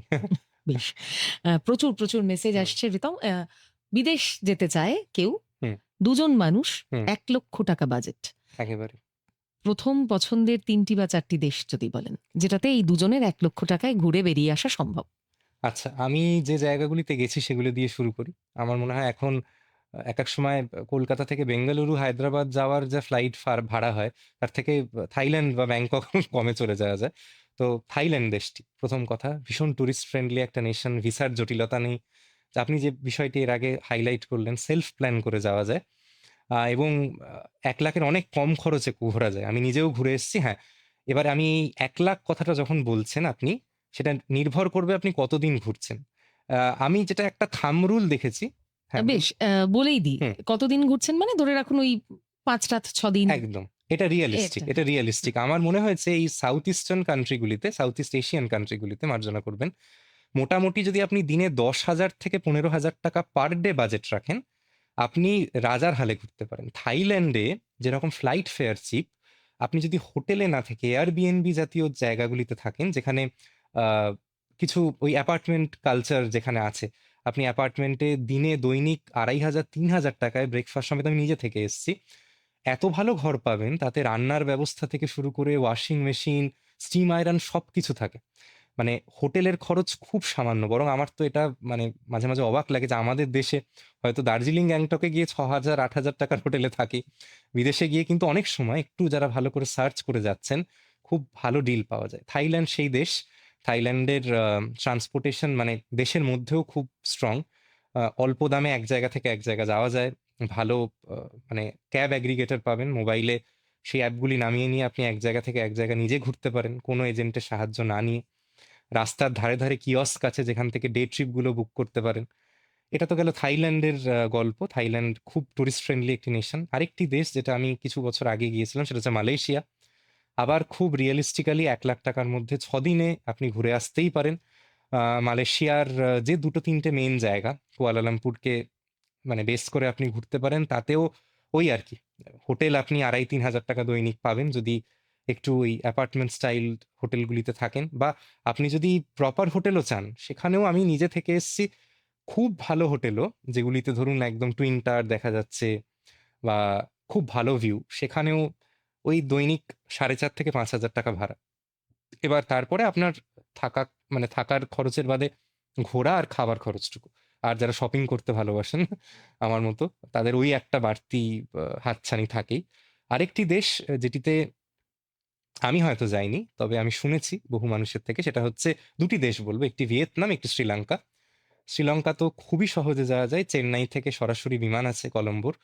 চেন্নাই যদি আপনি ট্রেনেও যান কলকাতা থেকে, সেখান থেকে বিমানে পৌঁছে যেতে পারেন কলম্বো। এবং শ্রীলঙ্কা একটি বহু বড় দেশ। একবারে গোটা দেশটা ঘোরা সম্ভব নয়। তবে যদি ৫ দিন ৬ দিনের একটা ফাইনাইট স্টে নিয়ে আপনি যান, তাহলে কিন্তু আপনার ওই আবার মানে ৳১,০০,০০০ কি তার আশপাশে একটি অ্যামাউন্টের মধ্যে ঘোরা সম্ভব। এবার ভিয়েতনাম নিয়ে একটা অভিযোগ আছে। আচ্ছা, ভিয়েতনামের ফ্লাইট ফেয়ার ভীষণ। ঠিক। প্রায় আমরা হুম, দেখি যে ভিয়েতনাম প্ল্যান করার সময় যে হুম, ৬০-৬৫,০০০ টাকা দুজনের ফ্লাইট ফেয়ারেই লেগে যাচ্ছে এটা প্রায়। ঠিক কথা। তো সেক্ষেত্রে ভিয়েতনাম কি খুব পকেট ফ্রেন্ডলি বাঙালির? আহ, প্রথম 3টি দেশের মতো হয়তো নয়। আপনি যে বিষয়টি বললেন, যেহেতু ফ্লাইটের ফেয়ারটা সারা বছর বেশি থাকে, আমি নিজেও প্ল্যান করার সময় দেখেছি 12 থেকে 15 হাজার টাকার নিচে হোচিমিন সিটি কিংবা অন্যান্য জায়গার প্লেন পাওয়া যায় না। হুম, তবে যদি সঠিক প্ল্যানিং করেন, আবারও বলছি, আমার এটা বারবার বলা লক্ষ্য নয় যে সবসময় 1 লাখ টাকার মধ্যেই হবে, হয়তো 1.5 হতে পারে, 1.20 কি 30 হতে পারে, তবে ওই যে মার্জিন, তার মধ্যে জিনিসটিকে নামিয়ে আনা যায় যদি আপনি আপনার থাকা খাওয়া এই জায়গাগুলিতে খুব বিলাসিতা না করেন। দেখুন, ফ্লাইটের ফেয়ারটা কারুর কন্ট্রোলে নেই, হুম, ওটাকে আপনাকে দিতেই হচ্ছে। বা যদি আপনার এমন কোনো দেশে যান যেখানে ভিসার খরচ আছে, সেটা আপনি অ্যাভয়েড করতে পারবেন না। যেটা আপনি কাটেল করতে পারেন সেটা হচ্ছে, আপনি কি খুব বিলাসবহুল হোটেলে থাকবেন যেখানে আপনি সারাদিন ঘুরছেন বাইরে, হুম, হয়তো 16 ঘন্টা 14 ঘন্টা বাইরে, সেখানে কি আপনি একটা 10,000 টাকার দিনে দৈনিক হোটেলে থাকবেন, নাকি 2 থেকে 3 হাজার টাকার হোটেলে ঠিক। থাকবেন যেখানে আপনি কন্ট্রোল, যেটা আপনার কন্ট্রোলে আছে? তো সেরকম আর কি। হ্যাঁ, তবে হ্যাঁ, এই যে 3টি দেশ বললাম, এখানে নিজের ঘোরার অভিজ্ঞতা এবং লোকের শোনা গল্প থেকে বলতে পারি, হ্যাঁ, 1 লাখ যে টাকাটা, সেটা বেশ ভালো পরিমাণ টাকা, এবং তাতে আপনি ঘুরে ফিরে কিছু সভেনিয়ার কালেক্ট করে বাড়ির লোকের জন্য গিফট কিনেও দেশে ফিরতে পারেন। বেশ। ট্রাভেল এজেন্সি হুম, ঠকাচ্ছে কিনা বুঝবো কিভাবে? এখন তো সবাই সোশ্যাল মিডিয়া নির্ভর ঠিক। ট্রাভেল এজেন্সি বেছে নেন। সেক্ষেত্রে হয়তো কোনো একটা ট্রাভেল এজেন্সিদের প্রচুর পেইড হুম, প্রমোশনসও থাকে। হুম, হুম, হুম, বিভিন্ন মিডিয়া সাইটে আমরা দেখতে পাই। ট্রাভেল এজেন্সি আদৌ ঠিকঠাক কাজ করছে কিনা, ঠকাচ্ছে কিনা, বা আমি বুক করব যাকে, হুম, তার ঘোরানোর প্রসেসটা ভালো কিনা? হয়তো সে খুব ভালো ঘোরায়, ঠিক। কিন্তু খাওয়াটা খুব খারাপ। এইটা মানুষ বুঝবে কি করে? সাধারণ মানুষ যারা, সবাই তো আমার হুম, বা আপনার মতন খুব ভ্রমণ নিয়ে সারাদিন একেবারেই প্রচন্ড নয়। পড়ে হুম, রয়েছি এবং ভীষণ নিজেরা একটা এক্সপার্টাইজ ঠিক, লেভেলে ঠিক, ঠিক। নিজেদের নিয়ে যেতে পারছি এমন হুম, নয়। হুম, হুম, যারা সেটা পারেন না, যাদেরকে বাধ্য হয়ে ভরসা করতে হয় বিভিন্ন এজেন্সির ওপর, ঠিক। তারা কি করে বুঝবে? দেখুন, এটা যেকোনো ক্ষেত্রেই, হোটেল বা এই ফ্লাইট বুকিং এর মতনই, এরকম কোনো অর্গানাইজেশন নেই যে আপনার হয়ে স্ক্রুটিনিটা করতে পারে। আপনার কিন্তু নিজস্ব বিবেচনাটাই ইভেনচুয়ালি প্যারামিটার। ধরুন, ট্রাভেল এজেন্টদের ক্ষেত্রেও যেটা হয়, আ সবাই যে ঠকাচ্ছে সেরকম নয়। হয়তো একটি জায়গা কেউ 1 লাখ টাকায় ঘোরাচ্ছে, কেউ 80,000 ঘোরাচ্ছে, কেউ 1,30,000 ঘোরাচ্ছে। এবার আপনাকে দেখে নিতে হবে যে আপনি যেভাবে ঘুরতে চান সেটার সঙ্গে সবথেকে ক্লোজ ফিট কে? ধরুন, আপনি এমন একজন মানুষ যিনি বিলাসবহুলভাবে ঘুরতে পছন্দ করেন। তাহলে জানবেন আপনার জন্য ওই 1,30,000 এর ট্যুরটাই হয়তো ঠিক। আবার যারা একটু বাজেটে ঘুরতে ভালোবাসেন, যাদের মনে হয় যে কস্ট কাটিংটা একটা ইম্পোর্টেন্ট ফ্যাক্টর আমার ক্ষেত্রে, আমার কোনো কারণে হয়তো হাতে এখন সেই পরিমাণ টাকা নেই। তাহলে আপনার হয়তো একটু যদি অসুবিধেও হয় বা একটু হেক্টিক ট্যুরটাও হয়, সেক্ষেত্রে আপনার ওই 80,000 টাকাটাই হয়তো ভালো হবে। এবার ট্রাস্টওয়ার্দিনেস কিভাবে বুঝবেন? যে মাধ্যমে আমরা হোটেল বা ফ্লাইটকে ফিল্টার করি, সেই এক গুগলই কিন্তু বন্ধু। রিভিউ পড়ুন। ১০টা মানুষের রিভিউ পড়ুন। সব পেইড রিভিউ হয় না। পেইড রিভিউ কোনগুলো, কোনগুলো পেইড রিভিউ নয়, সেগুলো আপনি বুঝতে পারবেন রিভিউ এর ধরন দেখে।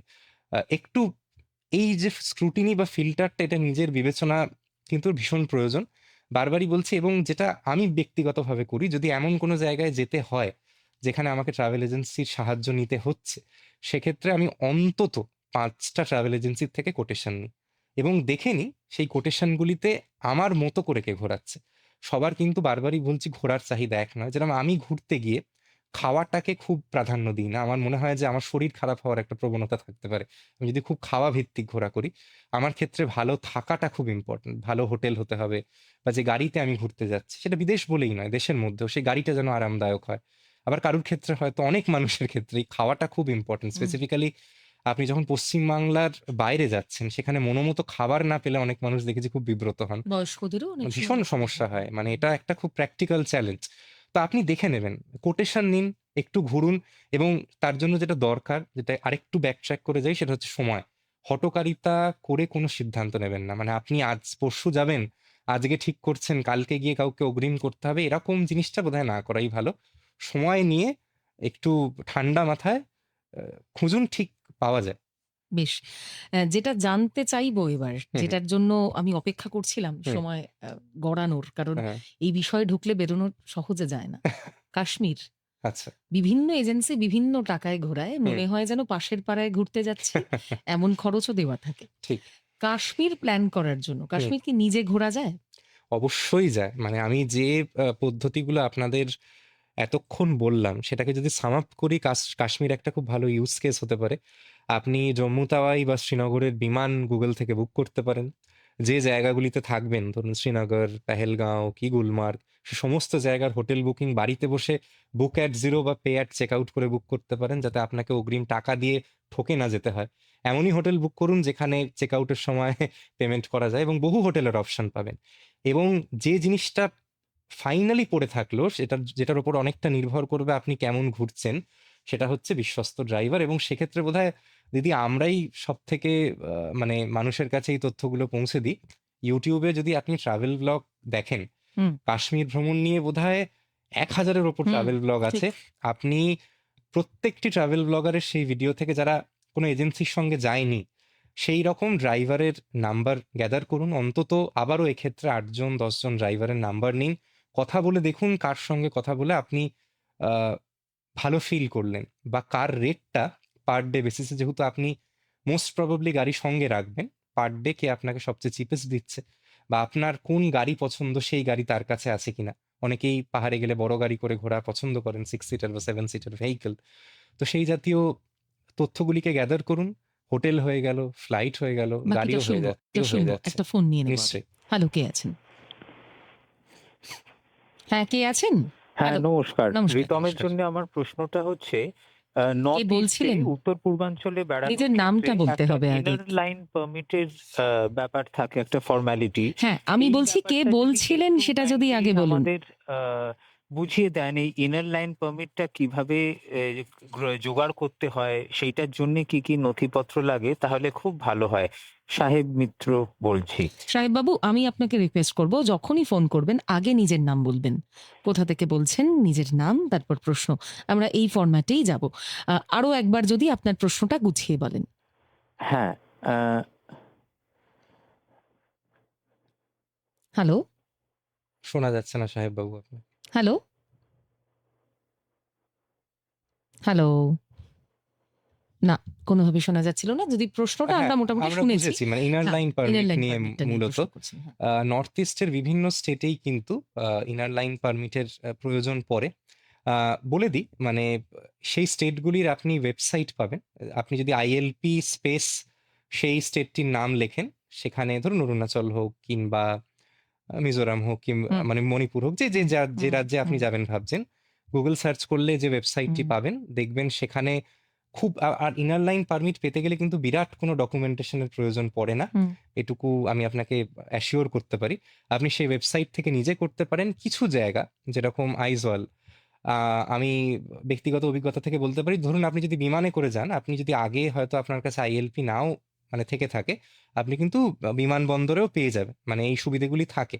তো আমার মনে হয় না এটিকে নিয়ে খুব চিন্তার কিছু বিষয় আছে।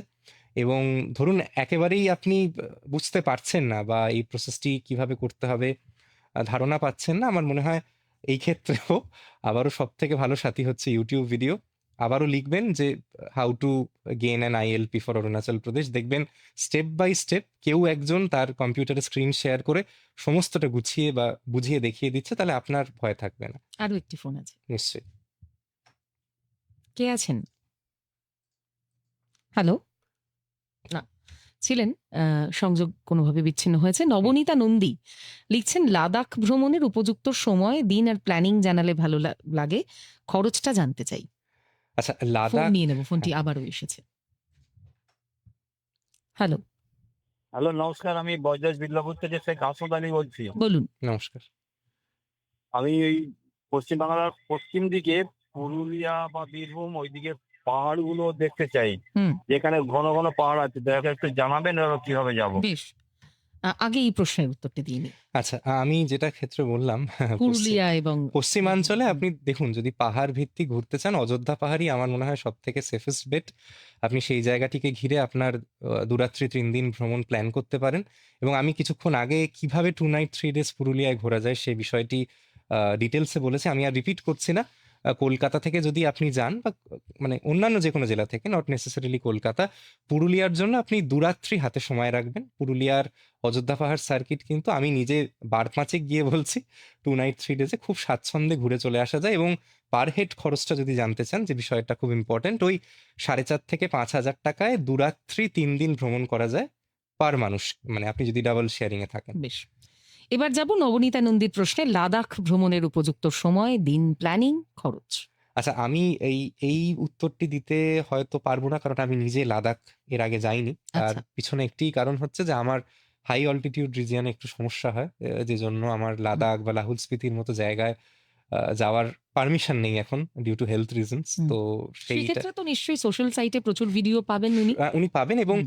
আপনাকে ওভারঅল একটা জিনিস বলতে পারি যে যখনই লাদাখ যাবেন, আমার একটা ছোট্ট সাজেশন, সেটা হচ্ছে সড়ক পথে লেতে পৌঁছানোর চেষ্টা করুন। দিল্লি থেকে লে বিমানবন্দরে গিয়ে আমার মতো মানুষ যাদের অল্টিটিউড সিকনেস আছে বা যাদের কোনো কারণে নিঃশ্বাসের কষ্ট হয়, তারা অনেক মানুষ কিন্তু খুব বিপদে পড়েন। তাই ভেঙে ভেঙে ওঠা বোধহয় বুদ্ধিমানের কাজ হবে। চণ্ডীগড় থেকে গাড়ি ভাড়া করেও ওঠা যায়। যে কোনো ভালো বিশ্বস্ত ড্রাইভার গাইড করে দিতে পারবে এ বিষয়ে। কিছু জায়গা দেখতে দেখতে কার্গিল, মানালি এই জায়গাগুলি হয়ে আপনি লেতে পৌঁছন, দেখবেন শরীর আপনাকে অনেকটা বেশি সাপোর্ট দেবে। স্পেসিফিক্যালি যদি আপনার এই সমস্যা থাকে, যারা ফিট মানুষ তাদের ক্ষেত্রে অবশ্যই এইটা প্রযোজ্য নয়। তবে আমার মতো যারা কোনো কারণে ভুগছেন এই প্রবলেমগুলিতে, একটু মাউন্টেন সিকনেস নিয়ে কশন রাখাটা আমার বোধহয় মানে উচিত হবে, এটুকুই বেশ। বলতে পারি। এরপর যে প্রশ্ন, অ অনেক রকম প্রশ্ন আসছে। আ হানিমুনিজদের জন্য মেঘালয়ও ভালো জানিয়েছেন আরো একজন। হ্যাঁ, অবশ্যই, হ্যাঁ, অবশ্যই। ভুটান নিয়ে প্রচুর প্রশ্ন আছে আমাদের কাছে। বিভিন্ন ক্ষেত্রে যে ভুটান যে ঠিক, এখন একটা এক্সট্রা টাকা লাগে। ঠিক, তারপরেও ঠিক, ঠিক, ভুটান ঠিক। কিন্তু ভীষণ প্রিয় মানুষের কাছে। জনপ্রিয় জায়গা। খুব জনপ্রিয় জায়গা। সেটা যদি একটু বলেন। ভুটান ঘোরার ল্যান্ড রুটটাকে নিয়ে আলোচনা হোক, কারণ কলকাতা থেকে ভুটানের ডিরেক্ট ফ্লাইট থাকলেও সেগুলি বেশিরভাগ মানুষেরই হাতের বাইরে। ভীষণ এক্সপেন্সিভ ভুটানের ফ্লাইট ফেয়ার। তাই ওই আবারও বন্ধু কাঞ্চনকন্যা হাসিমারায় পৌঁছে যান। হাসিমারা থেকে ফুনসোলিং হয়ে আপনার যাত্রা শুরু হতে পারে। আমি রিসেন্টলি জানেন দিদি, মানে যেটা ডে ট্রিপ হয় সেটা হুম। করে এসেছি ভুটানের। আচ্ছা। মাত্র মানে খুব যৎসামান্য খরচে আপনি আ সারাদিন ঘুরে আবার ডুয়ার্সে ফিরে আসতে পারেন এই আরকি। সকাল, ফুয়েনসোলিং সকাল দিয়ে ঢুকে। ফুনসোলিং দিয়ে আমিও গেছি কিছু ওই হ্যাঙ্গিং রাস্তাটা। ব্রিজ বা ওই রাস্তাগুলি, হুম। যারা ভুটানকে জাস্ট টাচ করে আসতে চাইছেন ডুয়ার্সে গেলে অবশ্যই যাবেন। এটুকু সাজেশন থাকবে। মানে আপনি ডুয়ার্সে গেলে ভুটানের ডে ট্রিপটা না করাটা লস। তবে যে মেইন বিষয়টি আমরাও আসছেন, মূলত ডুয়ার্সের সঙ্গেই গিয়েছিলাম। ওই জয়গাঁ দিয়ে কানেক্ট করে ঠিক, চলে ঠিক, যাওয়া ঠিক, যায়। ঠিক এবং জয়গাঁও, হ্যাঁ। অদ্ভুত রিতম, মানে আমি শেয়ার করতে চাই। আমি যখন গেছিলাম, হুম, হুম, হুম। রওনা দিয়েছিলাম, পৌঁছেছিলাম তখন সন্ধে হয়ে গেছে। ঠিক। এবং ফুয়েনসোলিং এর যে ১ম গুম্ফাটা পাওয়া যায়, হুম, যেটা ভুটানের রাজা যে হুম, গুম্ফাতে হুম, মাঝে, মাঝে হুম, হুম। প্রার্থনা করতে আসেন, একদম ফুয়েনসোলিং এ ওই অবধিই যাওয়া যায়। তারপর আর ঠিক, যাওয়া ঠিক, যায় না। ঠিক। সেই গুম্ফার, আপনি নিজেও গিয়েছেন জানেন, গুম্ফার যে ধারটা যেখান হুম। দিয়ে ভুটান পাহাড়টা দেখা যায়, সন্ধেবেলা ওই ধারে দাঁড়ালে গোটা ভুটান দেশটাকে দেখা হ্যাঁ, যায়। অসাধারণ। এবং পুরো অন্ধকার। শুধু ওই আমরা সেই ইডেন গার্ডেনে যেমন মোবাইলের আলো জ্বলে না? ঠিক, জাস্ট ঠিক। ঐরকম ফুটকি, ফুটকি কিছু সাদা আলো অন্ধকারের মধ্যে। দুর্দান্ত এবং ভিউ পয়েন্ট। ওই দৃশ্য আমি কোনদিন ভুলব না। আপনি যে জায়গাটির কথা বলছেন সেখানে আমরা সকালবেলা পৌঁছেছিলাম। সেখানে মানে ইন্ডিয়ান প্লেনস খুব ভালোভাবে দেখা যায়। আচ্ছা। মানে ফুনসোলিং, হুম, জয়গাঁও হুম, দারুণ সুন্দরভাবে দেখা হুম। যায় ওই গুম্ফাটি থেকে। তো সেরকম আরকি ভুটান আগে যে মানুষরা ঘুরে নিয়েছেন, আমি বলি তারা খুব ফরচুনেট। এই হুম, অ্যাডিশনাল খরচগুলিকে তাদের নিতে হয়নি। এখন একটা ডেইলি খরচ হুম। থাকে। একটা গাইডকে আপনার সঙ্গে রাখতে হবে। যদিও তো ওই ফুনসোলিং অব্দি যাওয়াটাকে ঠিক ভুটান যাওয়া ভুটান বলে ভ্রমণ না। বলা যায় হুম। না। তবে ওই আরকি দুধের স্বাদ ঘোলে মেটানোর মতো কিছুটা হ্যাঁ, কিন্তু বিষয়, যে সেই একটা ঘোলে আবার নতুন দই দেশ। খুব কম। ঠিক। মানে আপনি যদি চান, মানে আপনার ওই হয় না যে একটা বাকেট লিস্ট থাকে যে হুম, একটা দেশে যাবো। যেরকম আমরা দার্জিলিং থেকে ফেরার সময় অনেক সময় সীমানা বর্ডার হয়ে পশুপতি যাই, নেপাল ঘোরা হয়ে যায় একটা। তো অনেকে মানে শিলিগুড়ি ফেরার সময় হুম। করে। তো ঐরকমই আরকি একটা ছুঁয়ে যাওয়া একটা দেশকে। আ ভুটান ভ্রমণের বেস্ট সময় আবারও যেহেতু বলবো পাহাড়ি অঞ্চল, বর্ষার সময় যাবেন না। নভেম্বর থেকে জানুয়ারির মধ্যে যেকোনো একটি সময় প্ল্যান করুন। আশা করি ভালোভাবে ঘুরে আবার বাড়ি ফিরে আসতে পারবেন। সুভদ্রা বসু জিজ্ঞেস করছেন কেরল যাওয়ার বেস্ট সময় কি?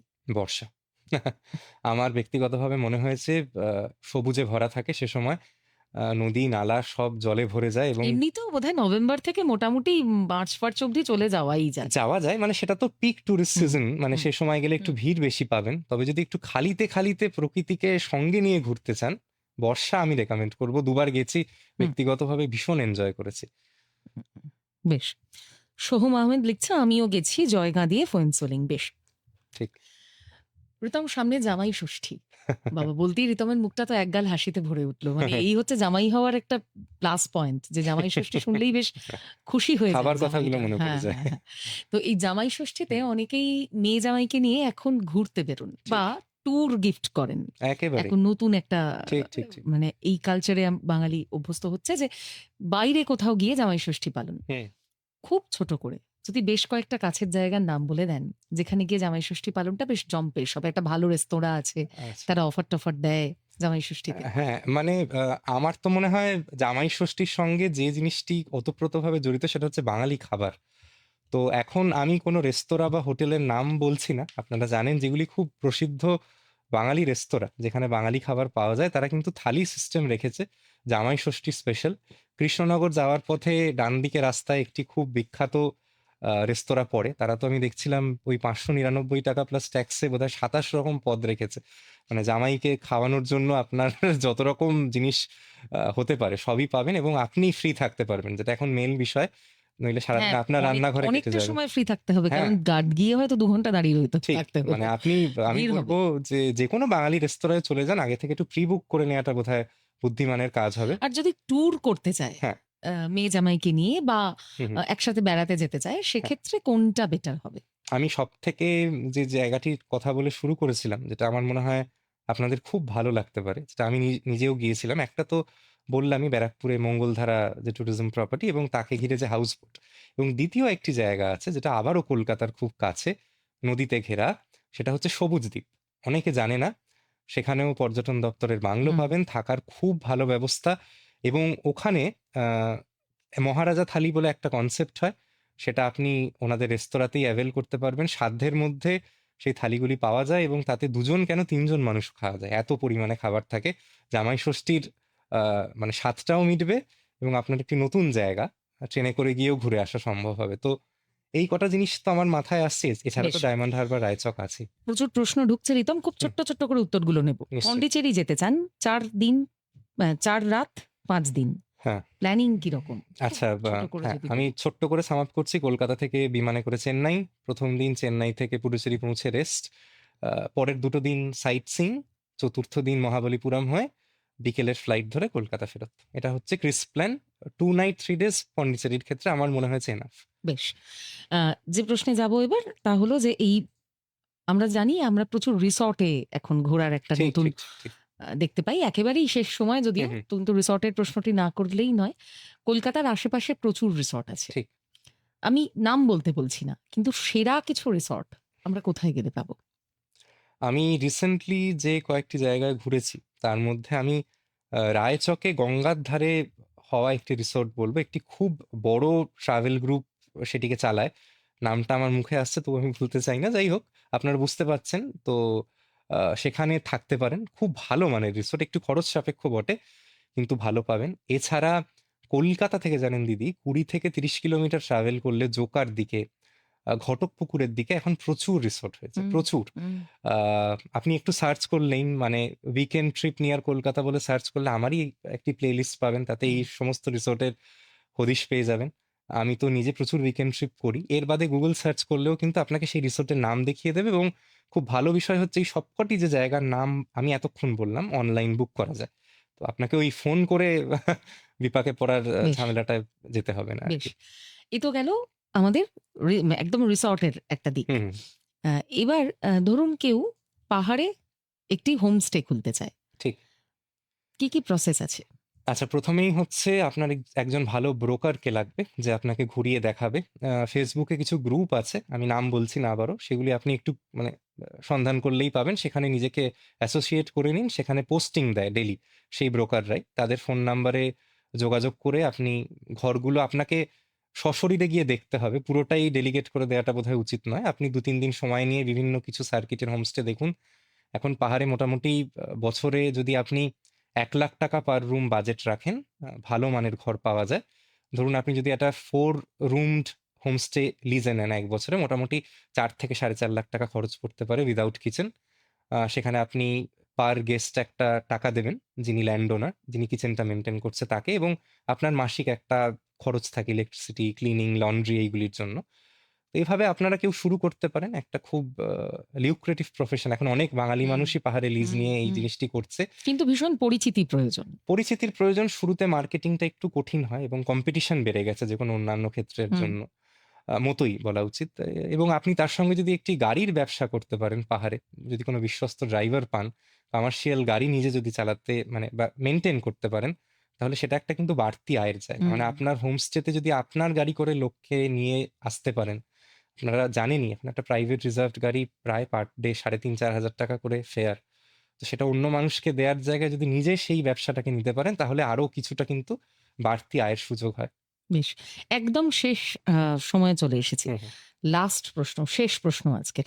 রাজবাড়ি ট্যুর, হ্যাঁ, এইটা তো মানুষ প্রচন্ড বলে যে ভীষণ ভীষণ মানে জনপ্রিয় একটা। জনপ্রিয় কিন্তু ভীষণ খরচ সাপেক্ষ। না, তা আ ঠিক নয়। আচ্ছা, এটাই যদি একটু টিপস দেন কিভাবে জিনিসটাকে আরো সুন্দর করা যায়? হ্যাঁ, কলকাতার ধারে কাছে আমি বলি আমার ইউটিউব চ্যানেলে গিয়ে আপনি পাবেন ওই উইকেন্ড ট্রিপ ফ্রম কলকাতা প্লেলিস্টটিতে 4টে থেকে 5টা এরকম রাজবাড়ির আমরা ঘুরেছি। সেখানের সঠিক বুকিং এর নাম্বার, খরচ কত সেগুলি পাবেন। আমি কয়েকটা নাম বলতে পারি যেগুলি খুব জনপ্রিয় আমাদের মানে কলকাতার কাছেই। মহিষাদল, বাওয়ালি, ইটাচুনা এগুলো আপনারা যেতেই পারেন এবং বিশ্বাস করুন সবকটি জায়গাতে কিন্তু থাকার খরচ খুব বেশি নয়। সঙ্গে ছিলেন ঋতম রায়চৌধুরী। বাচ্চা ছেলে, দারুণ কাজ করছে ইউটিউবে। থ্যাংক ইউ সবাই সো মাচ। খুব প্রশংসা করে ঋতমের। আমিও ঋতমের খুবই অনুরাগী একজন। ভালো লাগলো ঋতম, আপনাকে আবারও অন্য কোনো দিন অন্য কোনো সময় এই অনুষ্ঠানেই আপনাকে পাবো এই আশা রাখি। Thank you, good night.